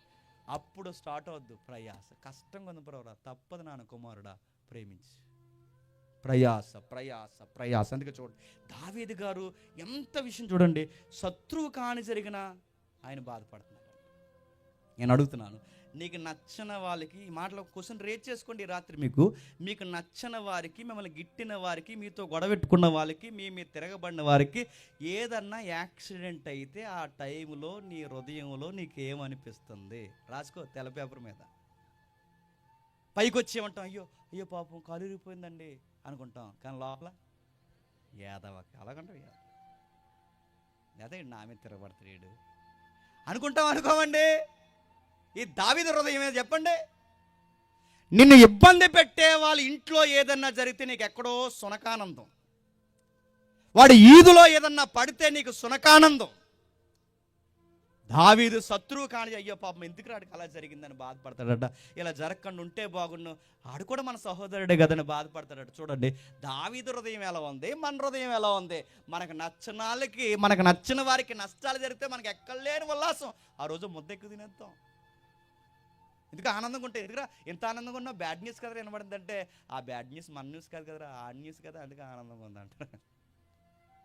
మనకు బ్యాడ్ న్యూస్ అయితే మనం ఎంత బాధపడుతున్నాం, మన ఎదుటోడికి కూడా బ్యాడ్ న్యూస్ అయితే చెప్పండి నువ్వు బాధపడుతున్నావా? దావీదు బాధపడతాడు, దావీదు ఇబ్బంది పడతాడు, దావీదు చాలా చాలా విషయాలు కురింగిపోతాడు. దావీదు గారిలో ఉన్న గొప్ప విషయం ఏంటంటే నేను త్వరగా ముగిస్తాను. ఓ మాట అంటాడు, కిందకి చూడండి ఒకసారి 10వ వచనంలో, ఆలోచించుము ఈ దినము యెహోవా నిన్ను ఎలా గృహలో నా చేతికి అప్పగించునో అది నీ కండ్లారా చూసితివే.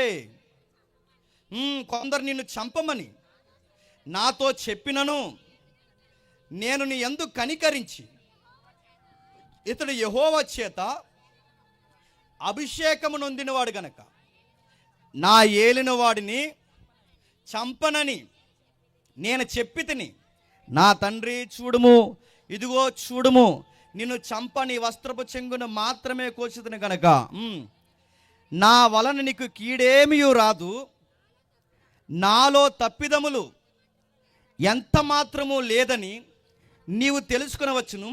నీ విషయమై నేను ఏ పాపమును చేయవాడనై ఉండక నీవు నా ప్రాణం తీవలన తరుముచున్నావు. నీకును నాకును మధ్య యెహోవా న్యాయం తీర్చును. యెహోవా విషయమై పగ తీర్చువానిగా నిన్ను నేను చంపను. పూర్వీకులు సామాన్యులు చెప్పినట్లు దుష్టుల ఆలోచన చేత దౌష్టము పుట్టును కానీ నిన్ను నేను చంపను. ఆ వచ్చిన చదువుతున్న మీకు ఏమర్థం తెలుసా? సౌలు గారి పట్ల దావీదుకి ఎంత లవ్వో చూడండి. ఇప్పటికి కూడా ఏమనుకుంటున్నాడంటే, అయ్యా మీరు మంచోళ్ళే, అయ్యా తండ్రి గారు మీరు మంచోళ్ళే, కానీ ఎవరో మిమ్మల్ని పాడు చేశారండి అంటున్నాడు. చూసారంటే ఇప్పుడు కూడా ఎవరు తప్పు లేదు అంటున్నాడండి. అది దావీదు హృదయం అంటే. ఇంత కీడు చేసినా, ఇంత చంపేయడానికి 3000 మందిని ఎగేసుకుని వచ్చినా, అంత 3000 మందిని ఎగేసుకొచ్చినా దావీదు అంటున్నాడు, లేదు సార్ మిమ్మల్ని ఎవరో ప్రేరేపిస్తున్నారు సార్, తండ్రి లాంటి వాళ్ళు అయినా పూర్వీకులు చెప్పినట్టు ఎవరో దుష్టులు వచ్చారండి మన మధ్యకి, వాళ్ళే ఈ గొడవలన్నీ పెడుతున్నారు తప్ప అసలు మీరు అలాంటి వాళ్ళు కాదని ఇంత కీడు చేసిన వారు అంటున్నారు. కానీ దావీదుకి తెలుసో తెలియదో కానీ ఆ సందర్భం చెబితే మనకు అర్థమవుద్ది, సౌలుని ఎవరో ప్రేరేపించలేదు, సౌలుకే విషం ఎక్కేసింది బాగా.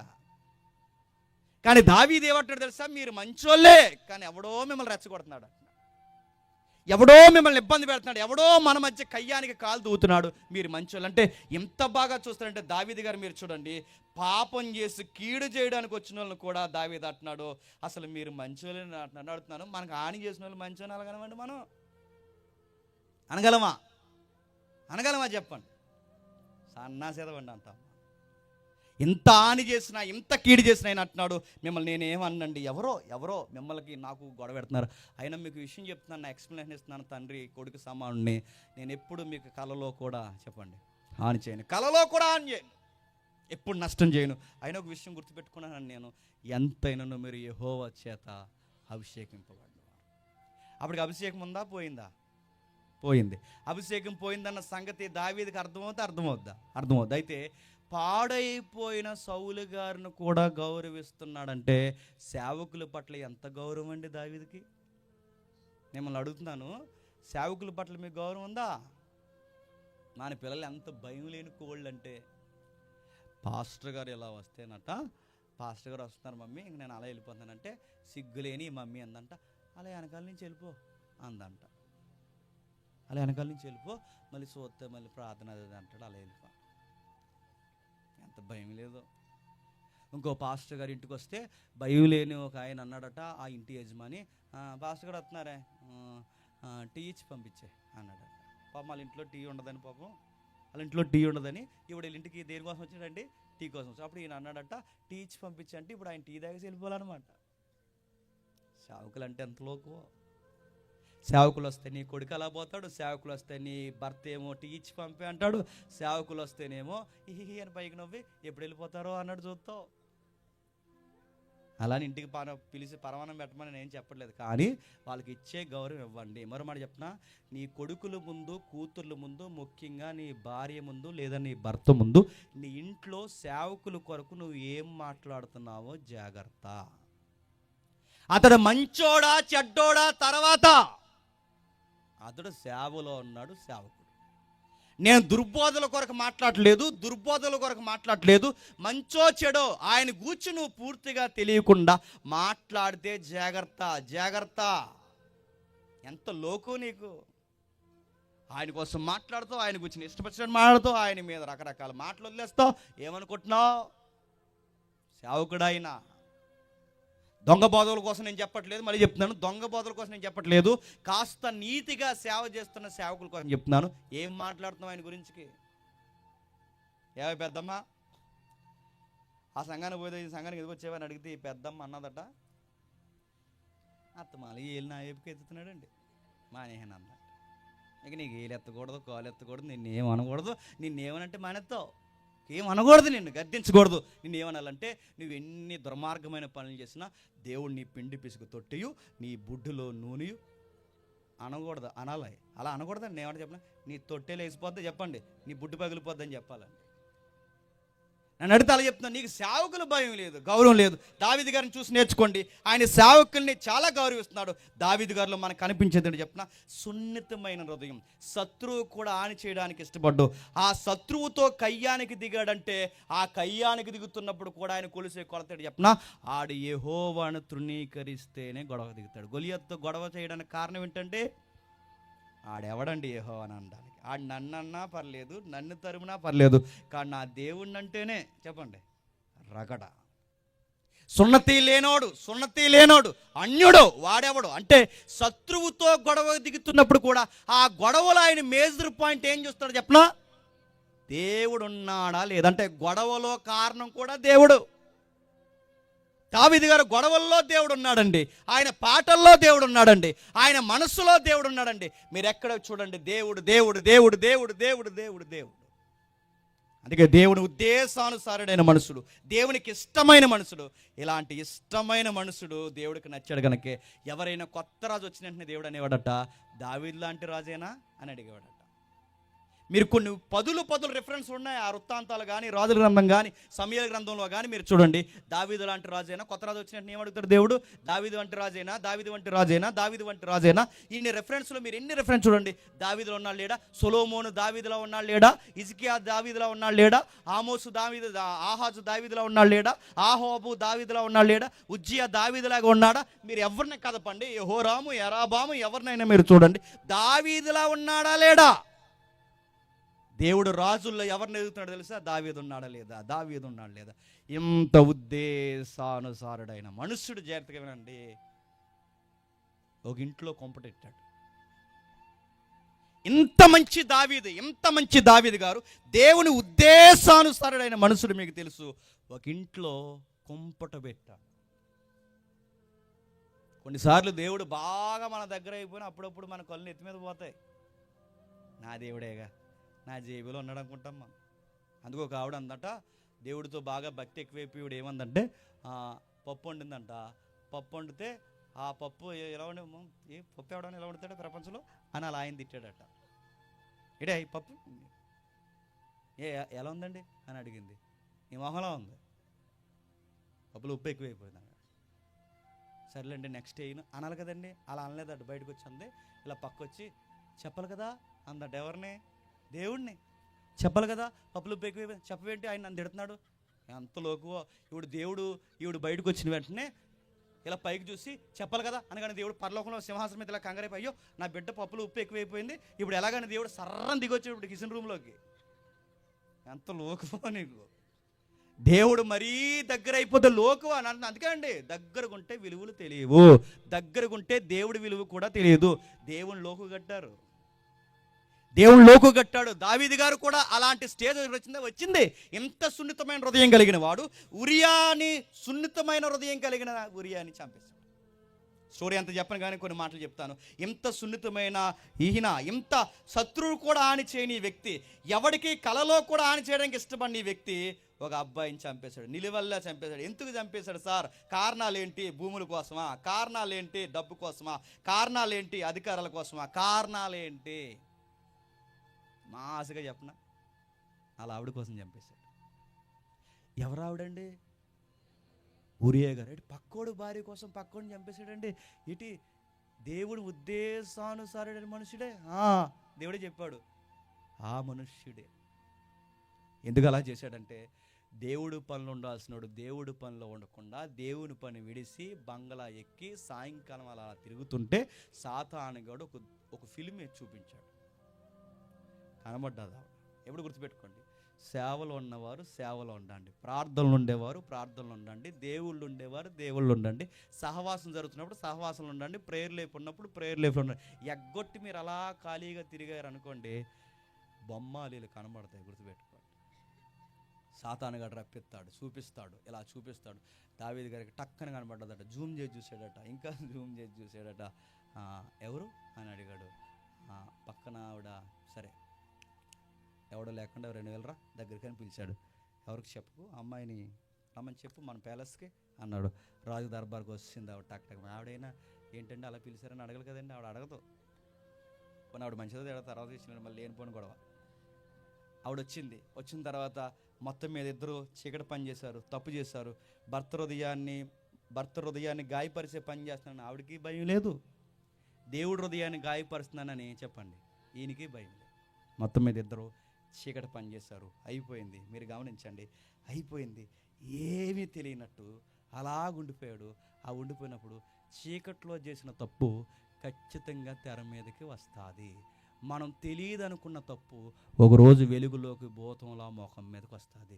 కంగ్రాచులేషన్స్ డేవిడ్ గారు అన్నారు. వై అని అడిగాడు. మీరు ఫాదర్ కాబోతున్నారు అన్నారు. అదెలా అన్నాడు. అలాగే అన్నది ఆవిడ. ఆ రోజు అప్పుడు మనము నా డేట్స్ టైంలో ఉన్నానుగా, కొన్ని వ్యాఖ్యానాలు ఉన్నాయి. ఆ టైంలో ఆవిడ డేట్లో ఉందంట, మెన్సెస్ జరుగుతాయి కదా, ఆ టైంలో మిస్టేక్ జరిగింది కనుక వెంటనే ఆవిడ గర్భం దాల్చింది. ఆ టైంలో ఆవిడ గర్భం దాల్చిన వెంటనే చెప్పేశారు దావీదు గారికి. ఆవిడ ఆ కౌరు పంపింది, మీరు తండ్రి కాబోతున్నారు అనగానే, తండ్రి అనగానే ఇది సంతోషపడి లడ్డూలు పెంచుకునే టైం కాదు. ఎందుకంటే ఆవిడ మాయావిడ కాదు, యాహూ అనలేడు, ఇప్పుడు ఏం చేయలేడు. ఎందుకంటే చీకట్లో చేసిన తప్పు తెర మీదకి వచ్చింది. ఇప్పుడు ఏం చేయాలి ప్లాన్ చేస్తున్నాడు. ఇప్పుడు గుర్తుపెట్టుకోండి, ఒక మిస్టేక్ జరిగినప్పుడు మిస్టేక్ అని దేవుడి దగ్గర ఒప్పుకోకపోతే దాన్ని కప్పుకోవడానికి 100 మిస్టేకులు చేస్తాం. దావీదు గారు చేశారు. కొంతమంది ఇలాంటివి మాట్లాడుతుంటే ఏమంటున్నారంటే భక్తులను దూషించట్లేదు, విషయం చెబుతున్నాం. భక్తుల్ని మేము దూషించాము, విషయం చెప్తున్నాం. పైగా దీనికి ఏ రెఫరెన్స్ తగిలిస్తారంటే మహాత్ములను దూషిస్తున్నారని ఆ యాకోబు యోధా పత్రికలో మాట్లాడతారు. టెక్స్ట్ తెలుసా నీకు? మహాత్ములు అంటే ఏంటో తెలుసు? అక్కడ గాడ్స్ కౌన్సిల్, డివైన్ కౌన్సిల్ అంటే దేవుడి దగ్గర కౌన్సిల్ ఉంది. అక్కడ మహిమలు ఉంటే దేవదూతల కొరకు, కెరూబుల కొరకు మాట్లాడుతున్న మాటది. అది భక్తులకు సంబంధించింది కాదు, చెప్పండి, శక్తులకు సంబంధించింది. మహిమలు దూషిస్తున్నారంటే ఏ మహిమలు? డివైన్ కౌన్సిల్ ఉన్న మహిమలు. దాన్ని ఎక్కడ తగిలించుకో. దేవుడు ఎందుకు రాయించాడు? తప్పు రాయించాడు, చెప్పండి, ఒప్పు రాయించాడు. ఎందుకు రాయించాడు? తప్పు చేస్తే ఎలా ఉంటావరా, ఒప్పు చేస్తే ఎలా ఉంటావరా, తప్పు చేస్తే పోతావరా, ఒప్పు చేసి నువ్వు నా దగ్గర ఉంటే దావీదు వలె నేను దీవిస్తాను. 2 సేడ్లు రాయించాడు. అందుకే 2వ సేడు కూడా చూస్తున్నాం. దావీదు గారు వచ్చారు, చెబుతున్నారు, అయిపోయింది. ఆవిడ కంగ్రాచులేషన్ చెప్పింది. ఆ గర్భాన్ని ఎలాగైనా గెంటేయాలనుకున్నాడు. మీకు తెలిసిన స్టోరీయే. ఆ గర్భాన్ని గెంటేయాలనుకున్నాడు. అబ్బాయి ఇంటికాడ ఏమో యజమాని లేడు. ఆయన ముమ్మరంగా కొన్ని నెలల నుంచి అక్కడ యుద్ధం చేస్తున్నాడు. ఆయన లేని టైంలో ఈవిడ ప్రెగ్నెన్సీ. పేరు అడగండి, ఊరు అడగండి, మళ్ళీ బ్రేకులు అడగండి. ఒక ఉదాహరణ చెప్తాను వినండి. ఒక ఉదాహరణ, మొన్న ఆయన మధ్య పాలిటిక్స్ కూడా జరిగింది, తెలుసు కదండి. ఎవరైనా అడగండి నన్ను. ఆ పాలిటిక్స్ కూడా జరిగితే అలా ఆయన కువైట్లో ఉన్నాడు, ఈ లోపల ఇప్పుడు ప్రెగ్నెంట్. ఇంకెవడ చెప్తారండి? ఆయన కువైట్లో ఉన్నాడు, ప్రెగ్నెంట్. ఈయన అక్కడి నుంచి అలా ఆయన అన్నాడు, అది నాది కాదు, ఆ పార్టీలో కీలకమైన వ్యక్తిది అన్నాడు. ఎవడని అడగండి నన్ను. ఆడవడు అంటే అదిగో చూడండి, 4 ఫోటోలు రిలీజ్ చేశాడు. ఆవిడ కేక్ కోతున్నాడు, అది కోతున్నాడు, ఇదిగో అది నాది కాదు, డిఎన్ఏ టెస్టులు రెడీ అంటే అతగాడు రెడీ అవుతాడేమో చెప్పండి. డిఎన్ఏ టెస్టుల కంటే అతగాడు అన్నాడు, తుచ్ నహీ హై, నేను రాను అన్నాడు. సేమ్ ఈయనేమో ఎక్కడో ఉన్నాడు ఉరియా గారు ఎక్కడో ఉంటే, మీరు గమనించండి, ఉరియా గారు ఎక్కడో ఉంటే ఇప్పుడు ఈవిడ ప్రెగ్నెంట్. పబ్లిక్ తెలీదా? పబ్లిక్ ఖచ్చితంగా ఇదేంటి అలా ఆయన నెల అక్కడ డ్యూటీలో ఉంటే ఈవిడ ప్రెగ్నెన్సీ టైంలో, అది 3rd మంత్, ఎలా ఇంకా ముందే యుద్ధానికి పోయారుగా, ఈ డౌట్స్ అనే పబ్లిక్ వచ్చేస్తాయని రాజుగారు చూడండి, కింగ్ డేవిడ్ గారు క్రిమినల్ థాట్స్ వచ్చేసి ఆయన పిలిచాడు. ఏమన్నాడంటే, ఇలా రా, నీకు హాలిడేస్ ప్రకటిస్తున్నాను, సెలవులు, ఇంటికి వెళ్ళి సరదాగా పార్కులు, బీచ్లను తిరిగి అన్నాడు. ఎవరిని? యుద్ధం ముమ్మరగా జరుగుతున్నప్పుడు సైనికుని పిలిచి, సైన్యాధిపతిని పిలిచి, ఇదిగో నీకు చక్కటి సెలవులు ఇస్తాను, మీ ఆవిడతో సరదాగా కక్క ముక్క డొక్క తిని హ్యాపీగా ఉండి ఇంట్లో. అంటే సార్ ఈ టైంలో నాకు హాలిడేస్ అంటున్నారు, అది కాదు సార్ అంటే, ఎల్లవయ్యా నేస్తున్నాగా రాజుగా అంటే, అది కాదు సార్, దేవుని మందసం అక్కడ ఉంది, దేవుని ప్రజలు అక్కడ ఉన్నారు, నా సాటి సహోదరులు అక్కడ యుద్ధం చేస్తున్నప్పుడు నేను ఈ టైంలో పోయి మా ఆవిడతో నేను ఎలా సరదాగా ఉండగలను సార్ అంటే, ఈ కుర్రాడు ఈయనలా లేడని రాత్రికే డ్రింకింగ్ పార్టీ పెట్టాడట. ఎవరో ఈ పనులన్నీ చేసేది? డ్రింకింగ్ పార్టీ అంటే తెలుసు కదా, థమ్సప్ కాదు, ఇందాక సోడా తెచ్చారు అది కాదు. డ్రింకింగ్ పార్టీ అంటే ఈ డ్రింక్లు అనుకుంటారు, థమ్సప్ ఇంకేమన్నా చెప్పండి, పెప్సీ, 7 ఇవి కాదు, శుద్ధి లేకుండా మాట్లాడడానికి. ఆ తెచ్చిన డ్రింక్ ఏంటో తెలుసా? మద్యం. దావీదు గారే మద్యం పార్టీ ఇచ్చారట. మద్యం పార్టీ ఇచ్చి జాగ్రత్తగా జోగొట్టి ఈ మత్తులో వెళ్ళిపోయి నీ భార్యతో తప్పు చేయి అన్నట్టు ఎంకరేజ్ చేశాడు. కానీ విషయం చెప్పిన ఆయన వెళ్ళలేదు, ఆ గుమ్మం దగ్గర నిద్రపోయాడు. ఎల్లరేడు అని డిసైడ్ అయిపోయాడు. ఎంత చెప్పినా చెప్పినా వినేలా లేడని రాత్రి స్కెచ్ చేసి ఆ ఉత్తరం ఒకటి రాయించి, ఆ ఉత్తరం తన చేతికి ఇచ్చి సైన్యాధిపతి చేతుల్లో పెట్టమన్నాడు. ఉత్తరంలో ఇలా రాయించాడు. యుద్ధం ముమ్మరంగా జరుగుతున్నప్పుడు ప్రాకారాలకు దగ్గర కంటే ఎప్పుడు శత్రువు, నేను డిపార్ట్మెంట్లో పనిచేసినట్టు నాకు తెలుసు, ఎప్పుడు ఫైర్ పైనుంచి ఓపెన్ అయినప్పుడు ఇటు నుంచి ఫైర్ ఓపెన్ చేయకూడదు. ఎందుకంటే ఇటు నుంచి ఫైర్ కన్నా పైనుంచి ఫైర్ ఓపెన్ చేస్తే వాళ్ళదే అసాల్ట్ ఎక్కువ ఉంటుంది, వాళ్ళ ఫైర్ ఎక్కువ అవుతుంది. అందుకే ఎప్పుడు ఫైర్ చేస్తున్నప్పుడు పైనుంచి చేస్తున్నోడిదే విజయం ఎక్కువ ఉంటుంది, కింద నుంచి చేస్తున్న త్వరగా తక్కువ అవుతుంది. అందుకే దావీదు గారికి యుద్ధ నైపుణ్యాలు తెలిసి అందుకే ఏమన్నాడంటే, మన వాళ్ళని కోటకు దగ్గరికి తీసుకుపోయి, ఎందుకంటే ఖచ్చితంగా మనం ఎంత బాణాలు వేసినా వాళ్ళు తగులుతలేదు, కానీ వాడు వేస్తే కానీ ఖచ్చితంగా మనకి తగులుద్దని ఈ చిట్కా ఉపయోగించి తీసుకెళ్ళి అక్కడ పెట్టి ముందు వరుసలో పెట్టి నరికించేశాడు, చచ్చిపోయాడు. ఈ లోపల దావీదు గారు, మీరు గమనించండి, దావీదు గారు ఈయన చనిపోయిన తర్వాత ఈ అమ్మాయి ఎదవరాళ్ళు గెడుస్తుంది. మరి అప్పటికి ఎవరికి తెలీదు ప్రెగ్నెంట్ అని, ఇంకా పొట్ట లోపలికి ఉంది, ఎవరికి తెలీదు. ఈ లోపల సమాధి కూడా ఆరలేదు. సమాధి కూడా ఆరకుండానే రాజుగారు ఇలా సింహాసనం మీదకి ఎక్కి రాజు వస్త్రాలు ధరించుకుని, కిరీటం పెట్టుకుని, కడియం పెట్టుకుని, ఇలా రాజు వస్త్రం వేసుకుని, ఆ గిరజాల తల ఇలాగ వేసుకుని ఇలా వచ్చి, నేను బెత్షెబాను పెళ్లి చేసుకుందాం అనుకుంటున్నాను. ప్రజలు గొర్రెలు కదండి, ఏంటన్నారు? ఎంత మంచి హృదయం దావీదు, విధవరాండ్లు చేసుకుంటానంటున్నాడంటే ఇలాంటి మంచి రాజు మనకి ఎక్కడైనా ఉంటాడా? ఈ గుండె బతకాలి అన్నారు ఎవరిని? దావీదు గారిని చూడండి, ఎలా సింపతి కొడుతున్నాడు చూడండి, ఎలా సింపతి కొడుతున్నాడు చూడండి, ఏమంటున్నాడు చూడండి, సింపతి ఎలాగా, విధవరాండ్లే చేసుకుంటాను అంటున్నాడంటే ఎంత మంచి చూడండి. సాటి సైనికుడు చనిపోతే ఆ సైనిక కుటుంబానికి అండా కొండ దండగా నిలబడుతున్నాడు. మన రాజు అండి, పేదల హృదయాన్ని చూసి కరిగిపోతాడు మన రాజు. టక్ మన సమాధి ఆరకుండానే పెళ్లి చేసేసుకున్నాడు. పెళ్ళి అయిపోయింది, ఎవరికీ తెలియదు, కప్పేసాను అనుకున్నాడు. ప్రజలకు తెలియదు, అధిపతులకు తెలియదు, ఎవరికీ తెలియదు, మూడో కంటికి తెలియకుండా కప్పేశాడు. సరిగ్గా టైంలో దేవుడు ప్రవక్తను పంపాడు. ఆ ప్రవక్త పేరు నాతాను. మీరు ఆ సీన్ ఊహించుకోండి. ఆ సింహాసనం మీద కూర్చున్నప్పుడు ఎప్పుడులాగే కూర్చున్నాడు, ఎవరికి తెలియదు. ఎందుకంటే ఆ రాజు దర్బార్ అంతా మొత్తం అలా కూర్చున్నాడు, ఎప్పుడులా కూర్చున్నాడు, ఎలాగ వస్త్రాలు వేసి కూర్చున్నాడు, అదే గంభీరంగా కూర్చున్నాడు. చూస్తుంటే అందరూ చూస్తుండగా రాజు ఆ డిగ్నిటీ ఏం తగ్గలేదు. అలా కూర్చొని ఉండగా ఈ ప్రవక్త వచ్చాడు. అయ్యా మీకు చిన్న పెట్టకథ చెప్పాలన్నాడు. ఒకడు బలిసినోడు ఉన్నాడండి, ఒక పేదోడు ఉన్నాడండి. బలిసినోడికి బాగా కొవ్వెక్కి కూరకండి ఆ పేదోడు గొర్రెను కోసేస్తా అన్నాడండి. ఇది మన ఆస్థానంలోనే జరిగిందండి. ఈ బలిసినోడు ఏం చేశాడంటే, వీడికి ఎన్నో మందల గొర్రెలు ఉండగా ఆ గొర్రెల మందలో ఒక్క గొర్రెను కూడా కోసుకోకుండా కూతుర్లా బంగారు బొమ్మలా పెంచుకుంటున్నా ఆ గొర్రె పేదోడు గొర్రెను లాగేసుకున్నాడండి, కోసుకుని తినేసాడండి. ఇలాంటి ఘోరం మన దేశంలో జరిగింది రాజా. ఈ ఘోరానికి మీరు ఏం తీర్పిస్తారనగానే, ఎవడాడు అని అడిగాడు. నా ఆస్థానంలో నీతి న్యాయాలు జరిగిస్తున్న నా ఆస్థానంలో ఎవడాడు పేదలకు అన్యాయం చేసింది, ఎవడా బలిసినోడు, ఎవడా కళ్ళు నెత్తికెక్కిపోయినాడు, ఎవడు చెప్పు అని అడిగాడు నాతాన్ని. అప్పుడు నాతాన్ అన్నాడు, ఆడెవడో కాదు మీరే అన్నాడు. నాతాను దావీదుని చూసి, ఆ మనుష్యుడవు నీవే, ఆ క్రిమినల్ యాటిట్యూడ్ కలిగినది రాజా మీరే అన్నాడు. ఇప్పటి వరకు కిరీటంతో కప్పాడు ఆ క్రైమ్ని, ఇప్పటి వరకు ఆ నేరాన్ని రాజవస్త్రాలతో కప్పాడు, ఇప్పటి వరకు ఆ నేరాన్ని రాజసింహాసనంతో కప్పాడు, ఇప్పటి వరకు ఆ గంభీరత్వంతో కప్పాడు. కప్పలేకపోయాడు. దేవుడు ముఖం మీద ఏలెట్టి చెప్పాడు, ఆ నేరం చేస్తున్నావు నువ్వే, ఆ గొర్రె పిల్ల ఉరియా భార్య, ఆ పేదోడు ఉరియా, ఆ నేరం చేసిన బలిసినోడు మీరే. దావీదులో ఉన్న గొప్ప హృదయం ఏంటి చెప్పనా? ప్రజలందరూ చూస్తున్నారు, ఏమనుకుంటారు, ప్రజలందరూ చూస్తుండగా ఇలాంటి పని చేశానని ఈ మనిషి అందరి ముందు మాట్లాడుతున్నాడు, ప్రజలందరికీ తెలిసిపోయేలా మాట్లాడుతున్నాడు. ఇప్పుడు నేను ఏమైపోతానని ఏమని అనుకున్నాడండి? నువ్వెవడవరా నాకు చెప్పడానికి, నీ బతుకంతా నీ సేవంతా నువ్వెవడవరా నాకు చెప్పడానికి అన్నాడా? రాజసింహాసనం మీద ఉండగా, కిరీటం ఉండగా, ఇదంతా చూస్తుండగా, రాజదర్బార్లు ఉండగా, పక్కన బాడీగార్డ్ సైనికులు ప్రజలు ఉండగా, వాళ్ళందరూ చూస్తుండగా ఇలాంటి పని చేసామని అనగానే ఇశ్రాయేలు అందరూ చూస్తుండగా, లేదా ఎంతో కొంతమంది చూస్తుండగా ఆ మాట అన్నప్పుడు రాజు ఏమనుకుంటాడు చెప్పండి?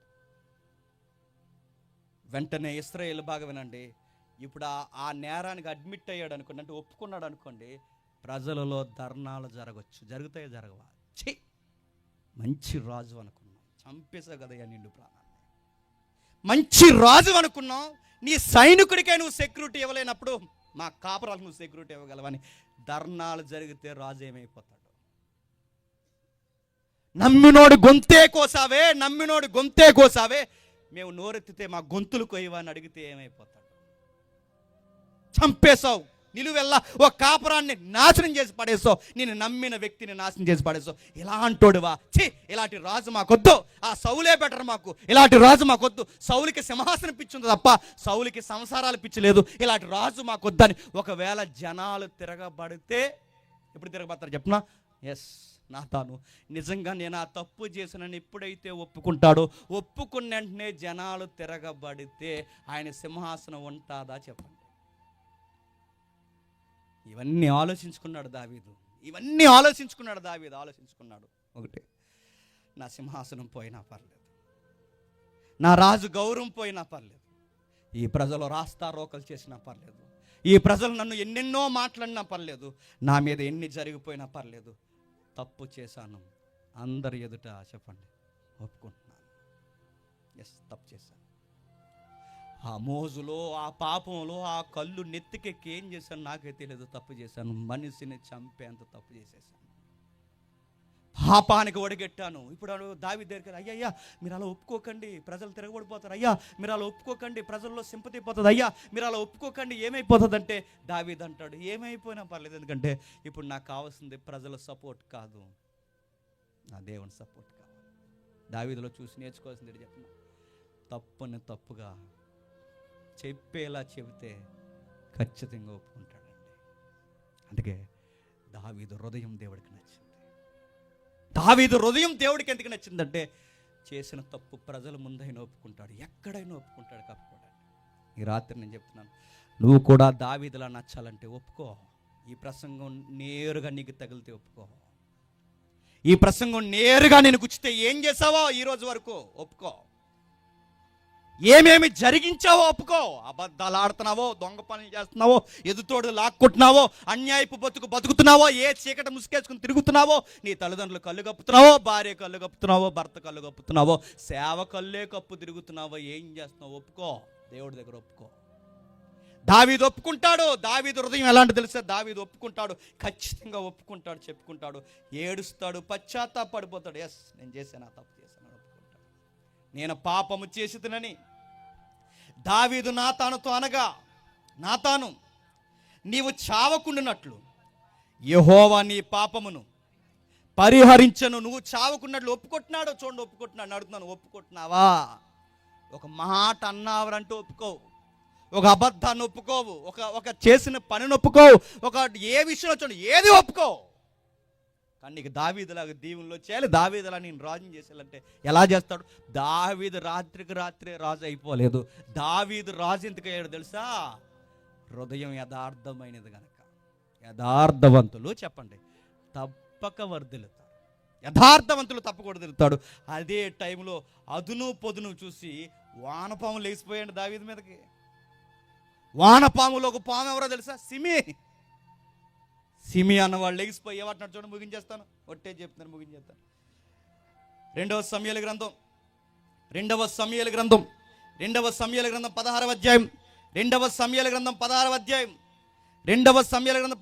5వ వచనం చూడండి. రాజైన దావీదు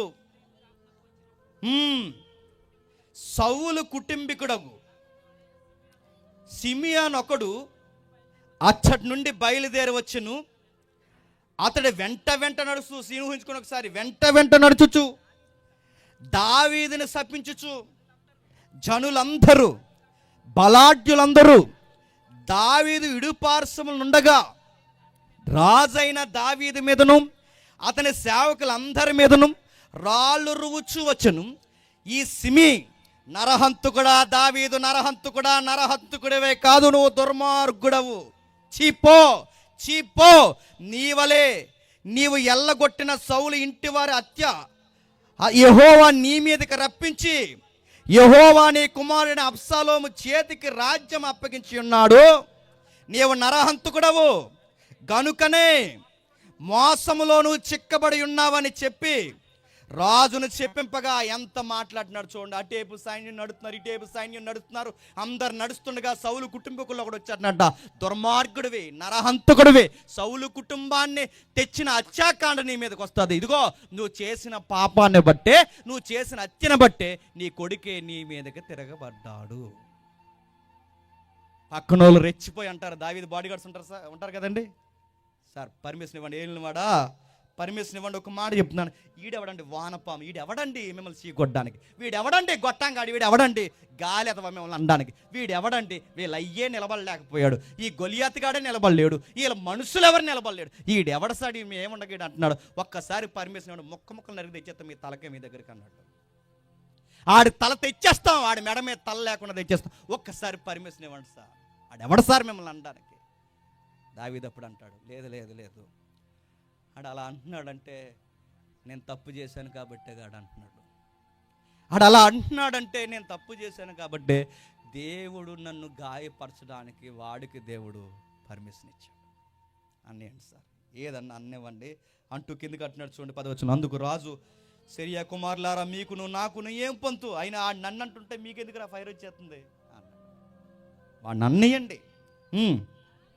దావీదుని శపింపమని యెహోవా వానికి సెలవీయగా నీవు ఇలాగూ ఎందుకు చేర్చున్నావని ఆక్షేపణ చేయగలవాడు ఎవడని చెప్పి అభిషేతోను తన సేవకులందరితో పలికినదేమనగా, నా కడుపును పుట్టిన నా కుమారుడే నా ప్రాణము తీర్చుండగా దానికనేది పెద్ద ఘోరమైన మాట ఏమి, నా గర్భాన పుట్టినోడే నన్ను చంపేయాలనుకుంటుంటే ఈడొచ్చి ఈ మాటలంటే నన్ను అడుగుతున్నాను, నా కొడుకు అనేది పెద్దగా ఏం కాదు. అవునండి, ఎందుకంటే నేను బెత్షెబా విషయంలో చెప్పండి తప్పు చేశాను. దావీదు ఎలా అంటాడు చెప్పిన, తప్పు చేసిన తర్వాత దేవుణ్ణి మొట్టికాయలను కూడా చెప్పండి అంగీకరిస్తాడు. బాధలో కూడా ఆనందపడతాం. కొట్టు ప్రభు, కొట్టు, ఇంకా కొట్టు, నేను చేశాను తప్పు, ఎంత కొడతావు కొట్టు, ఎంత నలుపుతావు నలుపు, ఇదిగో చెప్పులు కూడా వేసుకోకుండా అరణ్యానికి పొమ్మంటే పోతున్నాను నేను. నా కొడుకులు తిరగబడుతున్నారంటే నేను ఒక కుటుంబం మీద తిరగబడ్డాను కనుక నా కొడుకులు నా మీద తిరగబడుతున్నారు. నేను ఒక కుటుంబాన్ని పాడు చేశాను కనుకే నా కుటుంబాన్ని నువ్వు దులుమాడేస్తున్నావు. దావీదు ఎందుకు దేవుడికి నచ్చాడంటే తప్పును తప్పుగా ఒప్పుకుంటాడు, యథార్థంగా ఒప్పుకుంటాడు, బాధపడుతూ ఒప్పుకుంటాడు. ఎంత అంటాడు చూడండి, కిందకి అంటున్నాడు చూడండి 12వ వచనంలో, యెహోవా నా శ్రమ లక్ష్య పెట్టినేమో వాడు పలికిన శాపమునకు బదులుగా యెహోవా నాకు మేలు చేయను. ఏమనకండి సార్, ఎందుకంటే ఇప్పుడు ఆడిని ఏదన్నంటే దేవుడు మళ్ళీ నా మీద కోపపడతాడు. ఆడు అనుతున్న మాటలకి దేవుడు హృదయం నాకు తెలుసు. ఎందుకంటే దేవుడు ఎలా అంటాడు చెప్పనా, మనం బాధపడ్డాం అనుకోండి, చెప్పండి ఆయన బాధ. దావీదుకి ఆ లాజిక్ తెలుసు అంటున్నాడు, ఎంతైనాను ఆయన అభిషేకించుకున్న రాజుని, ఎంతైనాను ఆయన పిలుచుకున్న రాజుని నేను బాధపడుతున్నానంటే ఆ మాటలకు నేను బాధపడమే కాదు, నేను బాధపడుతున్న బాధనైనా నా దేవుడు చూసి నా దేవుడు నాకు మేలు చేస్తాడేమో. అందుకే నేను చెప్తున్నానండి, ఎవరినైనా గాయపరిచినప్పుడు మనల్ని గాయపరుస్తున్నప్పుడు కొన్నిసార్లు సైలెంట్ అయిపోండి, అందుకని ఉత్తమం ఏమీ లేదు. ఇంకా అయినా నువ్వు మంచున్నా, నీ వైపు మంచున్నా, వాళ్ళు నీ మీద తిరగబడ్డాడు అనుకోండి, వాళ్ళ సంగతి ఎవరు చూస్తారు చెప్పండి, దేవుడు చూస్తారు. మీరు ఏమనకండి, ఇంకా అన్నివ్వండి, అన్నివ్వండి, ఎంత అంటాడు అన్నివ్వండి. అన్నిచ్చాడు, బాధపడ్డాడు, అరణ్యానికి పోయాడు, బాధలు పడుతూ కొడుకు తరిమేస్తున్నాడు, వానపాములు అంటూ లేచి మాట్లాడుతున్నారు, రకరకాల వ్యక్తులు మాట్లాడుతున్నారు. ఆ టైంలో ఓ పాట రాసుకున్నాడు. ఆ పాటే 51వ కీర్తన. ఒక్కసారి చూడండి, ముగించేద్దాం. 51వ కీర్తన మొదటి 2 వచనాలు. దేవా నీ కృప చొప్పున కరుణింపుము, నీ వాత్సల్య బాహుల్యము చొప్పున నా అతిక్రమమును తుడిచివేయము, నా దోషము పోవునట్లు నన్ను బాగుగా కడుగుము, నా పాపము పోవునట్లు నన్ను పవిత్రపరచుము. ఏమంటున్నాడు చూడండి, ఏమైనా మాట్లాడుతున్నాడు చూడండి, ముగించేద్దాం. ఏమంటున్నాడు చూడండి, నన్ను తుడిచేయి, నన్ను కడిగేయి, నన్ను పవిత్రపరచు అడుగుతున్నాను. తుడిచేయి, కడిగేయి, పవిత్రపరచు, తుడిచేయి, కడిగేయి, ఈ పదాలు ఎందుకు వాడుతున్నాడు? ఉరియా రక్తం నా జీవితానికి అంటుకుంది ప్రభువా, కడిగేయి. ఉరియా రక్తం నా జీవితానికి అంటుకుంది, బెత్షెబా ఉసురు నా జీవితానికి అంటుకుంది, కడిగేయి, తుడిచే, ఇస్సోపుతో నన్ను కడిగే. ప్రభువా ఒక మాట అంటున్నాను ప్రభువా, నేను ఒక మాట అడుగుతాను ప్రభువా, దయచేసి ఆ ఆత్మీయ ఉద్యోగాన్ని నా దగ్గర నుంచి తీయొద్దు ప్రభువా, నీ ఆత్మను తీయొద్దు, ఆ రక్షణ అనుభవాన్ని తీయొద్దు, కడిగే, తుడిసే. మీకు మాట చెప్పనా, పాపం చేయడమే కాదండి, పాపాన్ని ఎలా ఒప్పుకోవాలో కూడా మనకు తెలియాలి. మన పాపాన్ని ఎలా ఒప్పుకుంటాం చెప్పనా, నైస్గా ఒప్పుకుంటాం. ఎంత నైసో, దేవుడి దగ్గర కూడా ఎదవ పోజులు మనకి. ఎంత నైస్గా ఒప్పుకుంటామంటే ఎంత నైస్గా అంటే, ప్రభువా నీ బిడ్డగా తెలుసో తెలియకో చేశాను ప్రభువా, చెప్పించి కూడా అలా చేయమంటే ప్రార్థన. తెలుసో తెలియక కాదు, దావీదు చాలా క్లారిటీగా అంటున్నాడు చూడండి, తెలిసే చేశాను, నా అతిక్రమములు నాకు తెలిసేనో. ప్రేయర్లు ఎప్పుడు ఇది గుర్తుపెట్టుకో, తెలుసో తెలియక కాదు, తెలుసో. అబద్ధం ఆడకూడదని నీకు తెలుసు, దొంగతనం చేయకూడదని నీకు తెలుసు, ఎదుటోళ్ళని మోహించకూడదని నీకు తెలుసు, నీకన్నీ తెలుసు, తెలిసే చేసావు. ప్రేయర్లో ఎలా పశ్చాత్తాపడాలంటే తెలుసు ప్రభువా, తెలిసే చేశాను, అన్నీ తెలిసే చేశాను. 100 ప్రసంగాలు విన్నాను, అనేక సార్లు బైబిల్ పట్టుకుని తిరిగాను, సండే స్కూల్ లెవెల్ నుంచి సహవాసాల్లో ఉన్నాను, దైవజనులు కూడా తిరిగాను, అన్నీ తెలిసే చేశాను. తెలుసు. ఆత్మీయ పాటలు విన్నాను, ప్రసంగాలు విన్నాను, ఇలాంటి సభల్లో గంటల గంటలు కూర్చుని విన్నాను, అన్నీ తెలుసు ప్రభువా, తెలిసే చేశాను. దావీదు ఎందుకు దేవుడికి నచ్చాడో తెలుసా? కవరింగ్లు ఉండవు దేవుడు దావీదు దగ్గర, కవరింగ్లు ఉండవు దేవుడి దగ్గర, ఏది దాచుకోడండి. ఇప్పేశాడు, హృదయాన్ని చింపుకున్నాడు, మీద పడి ఏడ్చేశాడు, మురికైపోయాను, మట్టి అయిపోయాను, మలినమైపోయాను, సోపుతో నన్ను కడుగు ప్రభువా, సోపుతో నన్ను కడుగు, నా అతిక్రమం నాకు తెలుసు, తెలిసి చేశాను, పాపం చేశాను, ఖచ్చితంగా చెప్తున్నాను, పాపం చేశాను, నీకే విరోధంగా పాపం చేశాను, నీకే విరోధంగా పాపం చేశాను. ఏ పాపం చేశానో కూడా క్లారిటీగా చెప్పేస్తున్నాడు. చూడండి, దావీదుకి తెలిసి చేశాడట. యథార్థమైన పశ్చాత్తాపంతో, మనసులో దాచుకోకుండా పశ్చాత్తాపడతాడు. ప్రభువా, తెలిసే చేశాను, యెహోవా క్షమించు, నా మూర్ఖతను క్షమించు, నా మూర్ఖతత్వాన్ని క్షమించు, నా కోపాన్ని క్షమించు. దావీదునైనా నేను ఉరియా మీద చూపించిన ఆ కోపాన్ని క్షమించు. ముగించే ముందు మీరు కూడా ఒప్పుకోండి, మూర్ఖుని ప్రభువా క్షమించని ఒప్పుకో, కోపం కలిగిన వాడిని ప్రభువా ఒప్పుకో, ధనాపేక్ష కలిగిన వాడిని ప్రభువా ఒప్పుకో, వ్యభిచారపు చూపులు కలిగిన వాడిని ప్రభువా ఒప్పుకో. ఎంతగా దేవుని దగ్గర ఒప్పుకో. ఒక్క మాటలో చెప్పిన, ఘోరమైన పాపులం ప్రభువా అని ఒప్పుకో. ఎప్పుడు గుర్తుపెట్టుకోండి, ఆడికన్నా నేను మంచోనని ఎప్పుడు అనకండి, ఆడికన్నా మనమే దుర్మార్గులు. గుర్తుపెట్టుకోండి, ఎప్పుడు ఎవరితో కంపేర్ చేయకండి, ఎవరితో పోల్చుకోకండి. దావీదు ఎవరితో పోల్చుకోవట్లేదు. ప్రభువా, అందరికన్నా బాగానే ఉన్నాను కదా ప్రభువా, ఇది ఒక్కడే ప్రభువా లైఫ్లో మిస్టేక్ చేసిన ఎప్పుడైనా అన్నాడండి? దేవుడే అన్నాడు. ఏమన్నా తెలుసా? దావీదు ఒక్క విషయంలో తప్ప ఇంకే విషయంలో చెప్పండి తప్పు చేయలేదు. ఒక్క విషయంలో తప్ప ఏ విషయంలో చేయలేదు. జీవితంలో ఒకే ఒక్క తప్పు చేసిన వాడే పరుపులు తేలిపోయేలా ఏడ్చాడు. జీవితంలో ఒకే ఒక్క తప్పు చేసిన వాడే తలగాళ్ళు తడిసిపోయేలా ఏడ్చాడు. జీవితంలో ఒకే ఒక్క తప్పు చేసిన వాడే దుప్పల్లో తడిసిపోయేలా ఏడ్చాడు. జీవితంలో ఒకే ఒక్క తప్పు కాదు, జీవితాంతం తప్పులేమని ఏడిపోతుందా నీ ముఖానికి? ఈ ప్రార్థనలో ఏడుపు రాదు, ఇలాంటి ప్రసంగాలు ఏడు చెప్తున్నా, అది గుండా పండ అని అడుగుతున్నాను. అది గుండా బండ, తెల్లారిన దగ్గర నుంచి మళ్ళీ రాత్రి నిద్రపోయే వరకు ఎన్ని దుర్మార్గమైన పనులండి.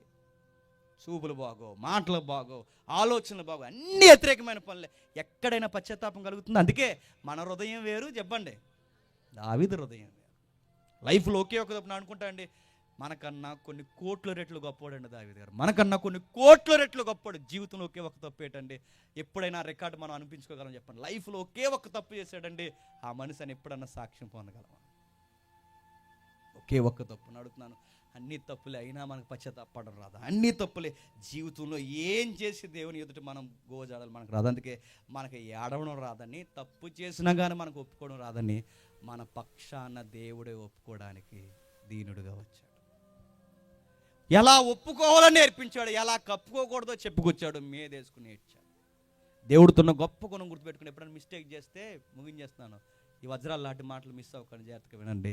ఎప్పుడైనా మిస్టేక్ చేస్తే ఖచ్చితంగా దేవుడు మనల్ని దండించాలని కోరుకోండి. దండించొద్దనకండి, దండించాలి. ఎందుకంటే తనకిష్టమైన పిల్లలను దేవుడు ఖచ్చితంగా శిక్షిస్తాడు. ఒకవేళ శిక్షించలేదనుకోండి, ఏమనలేదనుకోండి, చాలా ప్రమాదం. ఎందుకు చెప్పినా, ఏమనకుండా బైబిల్లో కొంతమందిని దేవుడు వదిలేస్తాడు, ఏమనకుండా. అలా వదిలేసిన వాళ్ళు మొట్టమొదటి వ్యక్తి కయ్యేనుగాడిని దేవుడు వదిలేస్తే ఏమైపోయాడు? దేశదిమర అయిపోయాడు. సౌలును వదిలేస్తే ఏమైపోయాడు? సూసైడ్ చేసుకుని చచ్చిపోయాడు. యోధాను వదిలేస్తే ఏమైపోయాడు చెప్పండి? నడు విరిగి పేగులు బయటకు వచ్చి చచ్చిపోయాడు. అందుకే దేవుడు వదిలేయాలని కోరుకోకండి. దేవా, నన్ను గద్దించు, నాకు బుద్ధి చెప్పు, నాకు శిక్షించు, నన్ను ఎంతగా గుణపరచాలని కూడా అంత గుణపరచు. నేను అపరాధిని యేసయ్యను ఒప్పుకో, తప్పు చేశాను ప్రభువా ఒప్పుకో, నన్ను ఎంతగా కడగాలనుకుంటున్నావు కడుగు ప్రభువా ఒప్పుకో.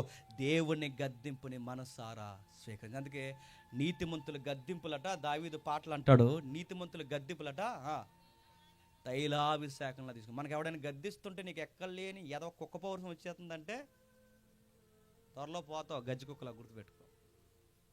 నీకు ఎవరైనా గద్దిస్తున్నప్పుడు ఎస్ తప్పుంది కాబట్టేగా అన్నయ్య తిడుతున్నాడు, తప్పుంది కాబట్టేగా సేవకుడు తిడుతున్నాడు, తప్పుంది కాబట్టిగా పెద్ద ఆయన తిడుతున్నాడు, తప్పుందిగా అని ఒప్పుకో. అంతేగాని కుక్కలాగా అని చూడకో, పోతావు రోగం వచ్చి, వైరస్ వచ్చి. ఒప్పుకో. కుక్క చూసారు ఎదవపోకరు ఎక్కువ, దాన్ని కొడితే మళ్ళీ నడువు ఇరిగిపోద్ది దానికి. అలాంటివి చేయకు, ఒప్పుకో. నేను ఈ ప్రసంగం గద్దిస్తుంటే ఒప్పుకో. దేవా, నా యందు శుద్ధ హృదయం కలగజేసి నా అంతరంగంలో స్థిరమైన మనస్సును నూతనంగా పుట్టించి నీ సన్నిధిలో నుండి నన్ను త్రోసివేయకు. ఎప్పుడు మన జీవితంలో డబ్బు పోయినా పర్లేదు, మన జీవితంలో పేరు పోయినా పర్లేదు, మన జీవితంలో మనుషులందరూ పోయినా పర్లేదు, కానీ మన జీవితంలో ఎవరు పోకూడదు తెలుసా? దేవుడు పోకూడదు, దేవుడు పరిశుద్ధాత్ముడు పోకూడదు, దేవుడు రక్షణ ఆనందం పోకూడదు, దేవుడు పుట్టించిన ఆ గొప్ప మేలులు పోకూడదు. దేవా, నువ్వు ఉంటే నాకు చాలయ్యా. నాకు ఇప్పుడు సింహాసనం ఆనందం కాదు, బెచ్చబ ఆనందం కాదు, స్త్రీలు ఆనందం కాదు, ఆ రక్షణే నాకు ఆనందం. ఇప్పుడు నాకు అర్థమవుతుంది. అందుకే చూడండి, దేవుడితో ఒక ఆనందం ఉంటుందండి, అది ఎప్పుడు పోగొట్టుకోకండి. ఇదంతా మైండ్లో పెట్టుకునే అపోస్తులు ప్రసంగాలు చేశారు. ఏమని? దావీదు దేవునికి ఇష్టానుసారుడైన, ఉద్దేశానుసారుడైన మనుషుడు. ఎలా దేవునికి ఉద్దేశానుసారుడైన మనుషుడు అయ్యాడు? ఎదుటోడికి ఏదన్నా హాని అనుకోకుండా చేస్తే బాధపడతాడు, శత్రువు కూడా బాధ కలిగితే బాధపడతాడు. తప్పులు మన వైపు ఉన్నప్పుడు చిన్నోడు గద్దించిన ఆ తప్పులను ఒప్పుకొని ఏమి అనడు. తప్పుని యథార్థంగా ఒప్పుకొని రాజు అయినా కానీ ప్రజల ముందు ఏం చేశాడు చెప్పండి? గల్లు నేర్చి తప్పు చేసిన అందరి ముందు అడవులకి నడిచిపోయాడు. అలాంటి హృదయం నీకు కూడా ఉంటే నేను చెప్తున్నాను, దావీదును ఆశీర్వదించిన దేవుడు పడిపోయిన నిన్ను కూడా ఆశీర్వదిస్తాడు. గుర్తుపెట్టుకో.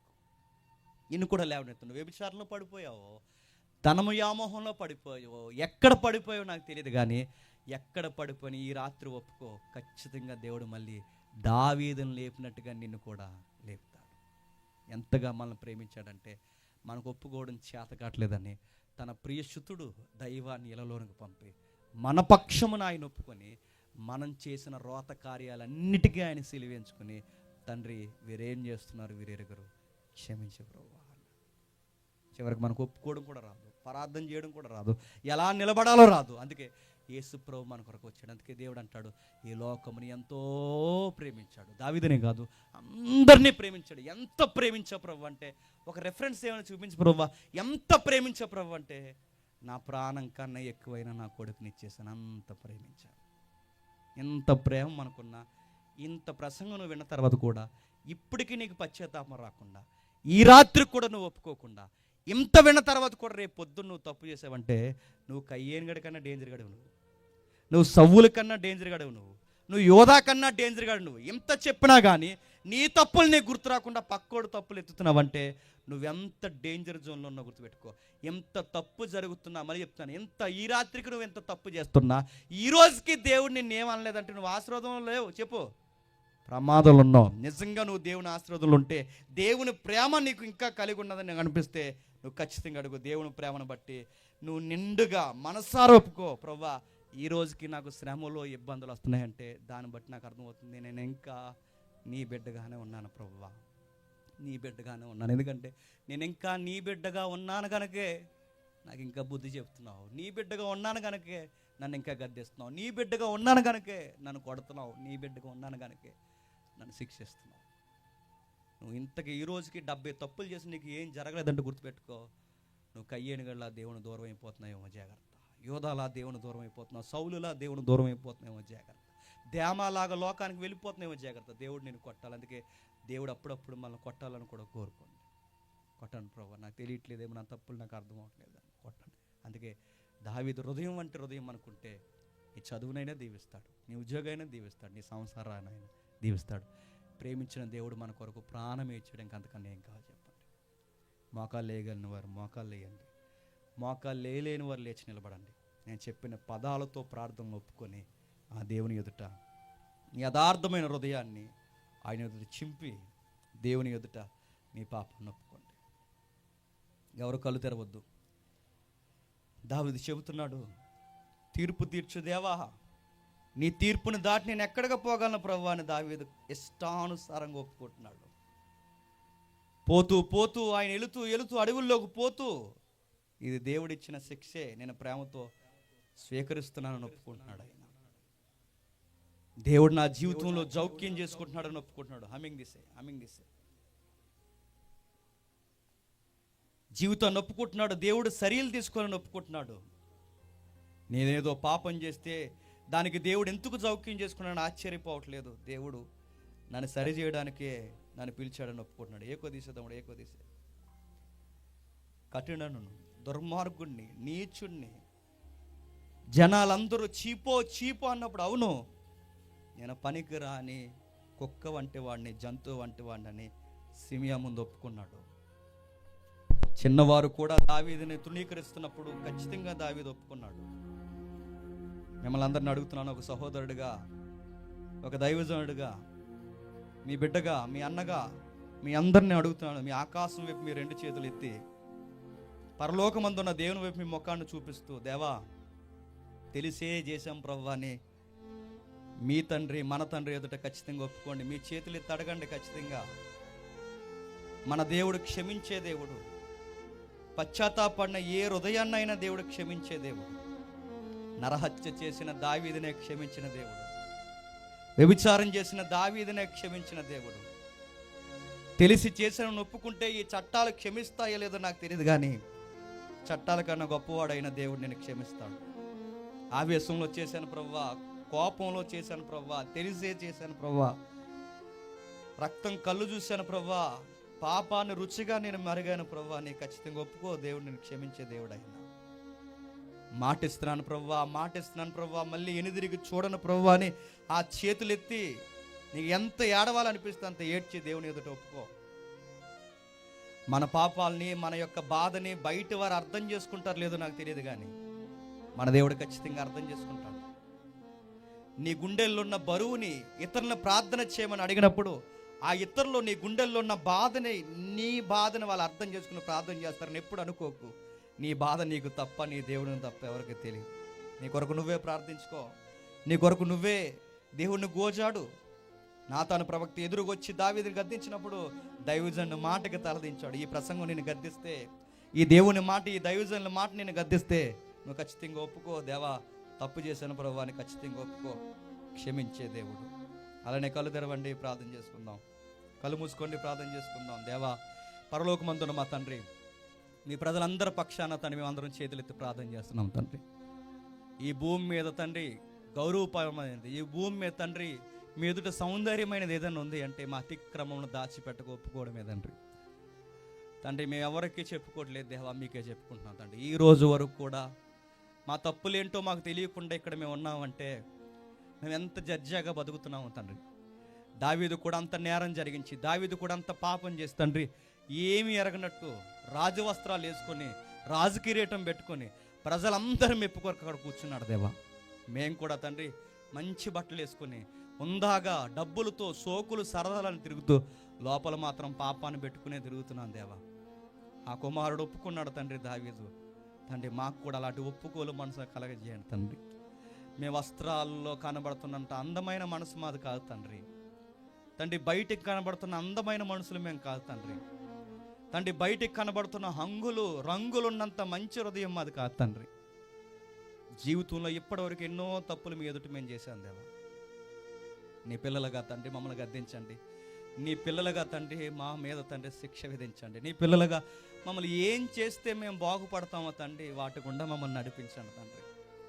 కొందరు మనుషులు మమ్మల్ని హేళన చేస్తున్నారంటే మాకేదో నేర్పిస్తున్నారు దేవా. తండ్రి దావీదు లాంటి హృదయాన్ని మాకు అనుగ్రహించండి తండ్రి. మీ హృదయం గెలుచుకోవడం కన్నా ఇంకా గొప్ప సంగతి మాకు ఏముందో తండ్రి. మమ్మల్ని మనుషులు మంచోళ్ళని అయినా పర్లేదు, అనకపోయినా పర్లేదు దేవా. మనుషులు మాతో స్నేహాలు చేసినా పర్లేదు, చేయకపోయినా పర్లేదు తండ్రి. మీరుంటే మాకు చాలు దేవా. మీ రక్షణ ఆనందం మానించిపోకూడదు, మీ ఆత్మ అభిషేకం మానించిపోకూడదు తండ్రి. మీ వాక్యపు అనుభవాలు మా దగ్గర నుంచి పోకూడదు తండ్రి. ఇన్ని ప్రసంగాలు, ఇన్ని పాటలు తండ్రి, ఇలాంటి సభలలో పాల్గొని ఈ రోజుకి తండ్రి మా హృదయంలో ఒప్పుకోవడం రాకపోతే అది మాంసపు హృదయం కాదు తండ్రి, రాతి హృదయమే దేవా. మీ బిడ్డలందరి పక్షాన నేను అడుగుతున్నాను తండ్రి. నీతిని గూర్చియో, పాపమును గూర్చియో, తీర్పును గూర్చియో తండ్రి ఒప్పింపజేసే పరిశుద్ధాత్మను అందరి మీద కుమ్మరించండి తండ్రి. ఆ ఆత్మదేవుడిని అందరి మీద కుమ్మరించండి తండ్రి. నూతనమైన వ్యక్తులుగా మార్చండి. ఇది ఎవరో పేరు ప్రఖ్యాతుల కొరకు పెట్టిన సభ కాదు తండ్రి. కనీసం ఒక్కరైనా మారి మీ రాజ్యంలోకి చేరాలని పెట్టిన సభ తండ్రి. మీ బిడ్డల కష్టం వృధా కాలేదు తండ్రి. మీ బిడ్డల యొక్క యథార్థమైన మనసు హృదయం తండ్రి వ్యర్థము కాలేదు. అనేక హృదయాలు పొడవబడ్డాయి, అనేక హృదయాలు తండ్రి పశ్చాత్తాపడుతున్నాయి తండ్రి. వాళ్ళందరినీ దీవించండి, కాపాడండి. మళ్ళీ తండ్రి దావీదులను చూడండి. మళ్ళీ తండ్రి దావీదు లాంటి హృదయాలు కలిగిన తల్లుల్ని, అన్నల్ని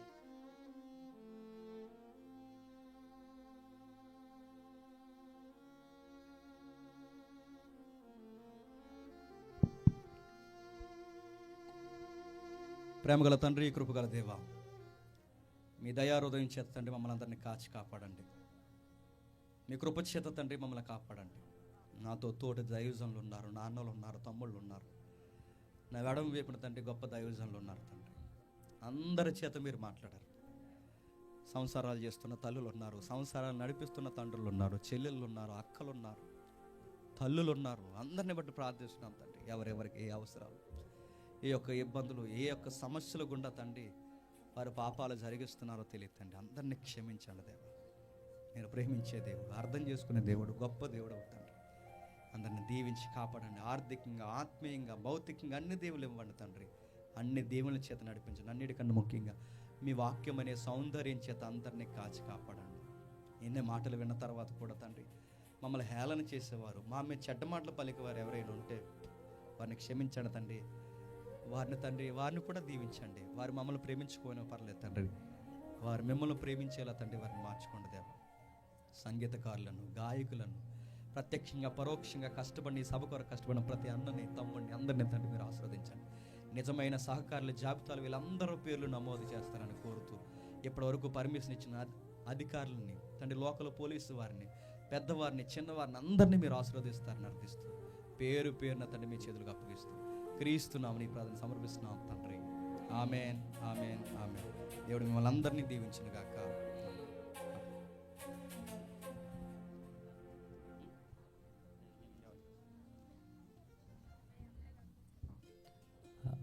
ముగింపు ప్రార్థన ఆశీర్వదిస్తున్న తర్వాత అందరూ వెళ్దామండి. 2 నిమిషాలు మా యొక్క కోరిక మేరకు ఇంతవరకు ఉన్నారు కాబట్టి 2 నిమిషాలు కూర్చున్నాక సభ ముగించుకొని ఆశీర్వాదాలతో వెళ్దాం.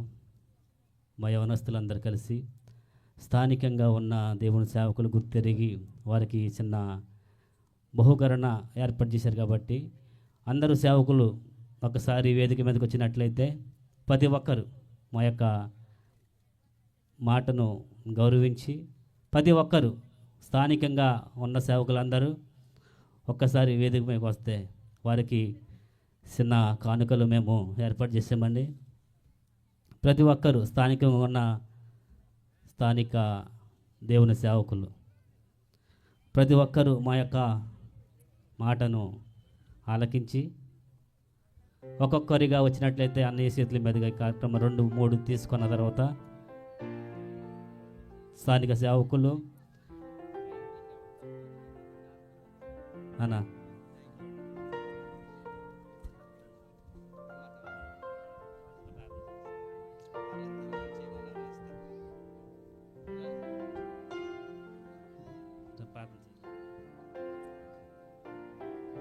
స్థానిక సేవకులు ఇంకెవరైనా ఉంటే వారు కూడా ఈ యొక్క వేది మీదకి రావాల్సిందిగా ప్రతి ఒక్కరు.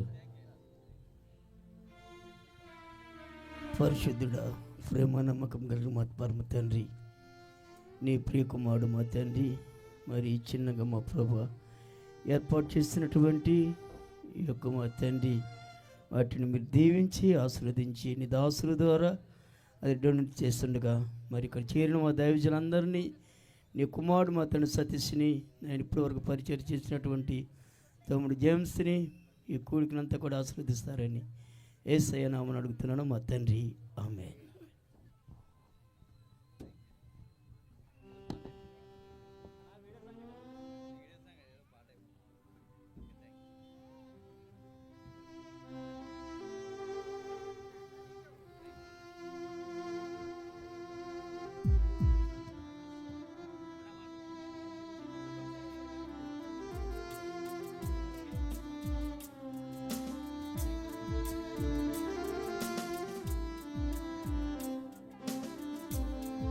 హలో దైవజనులు రండి, పైకి రండి.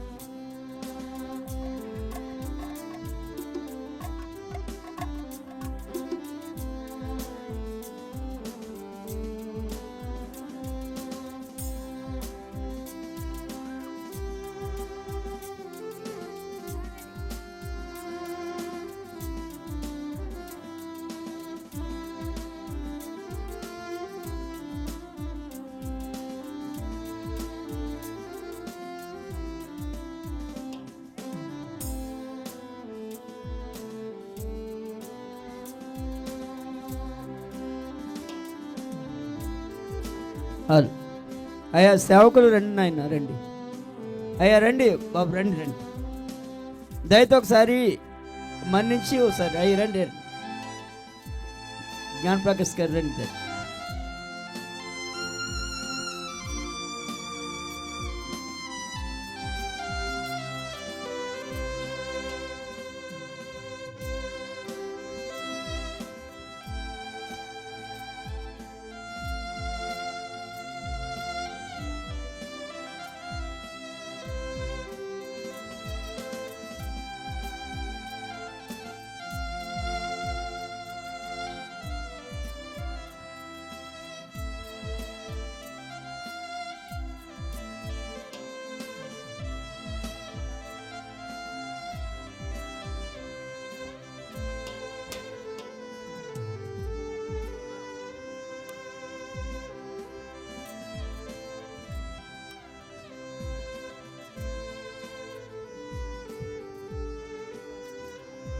స్తోత్రం. ప్రార్థన చేసుకుందామండి.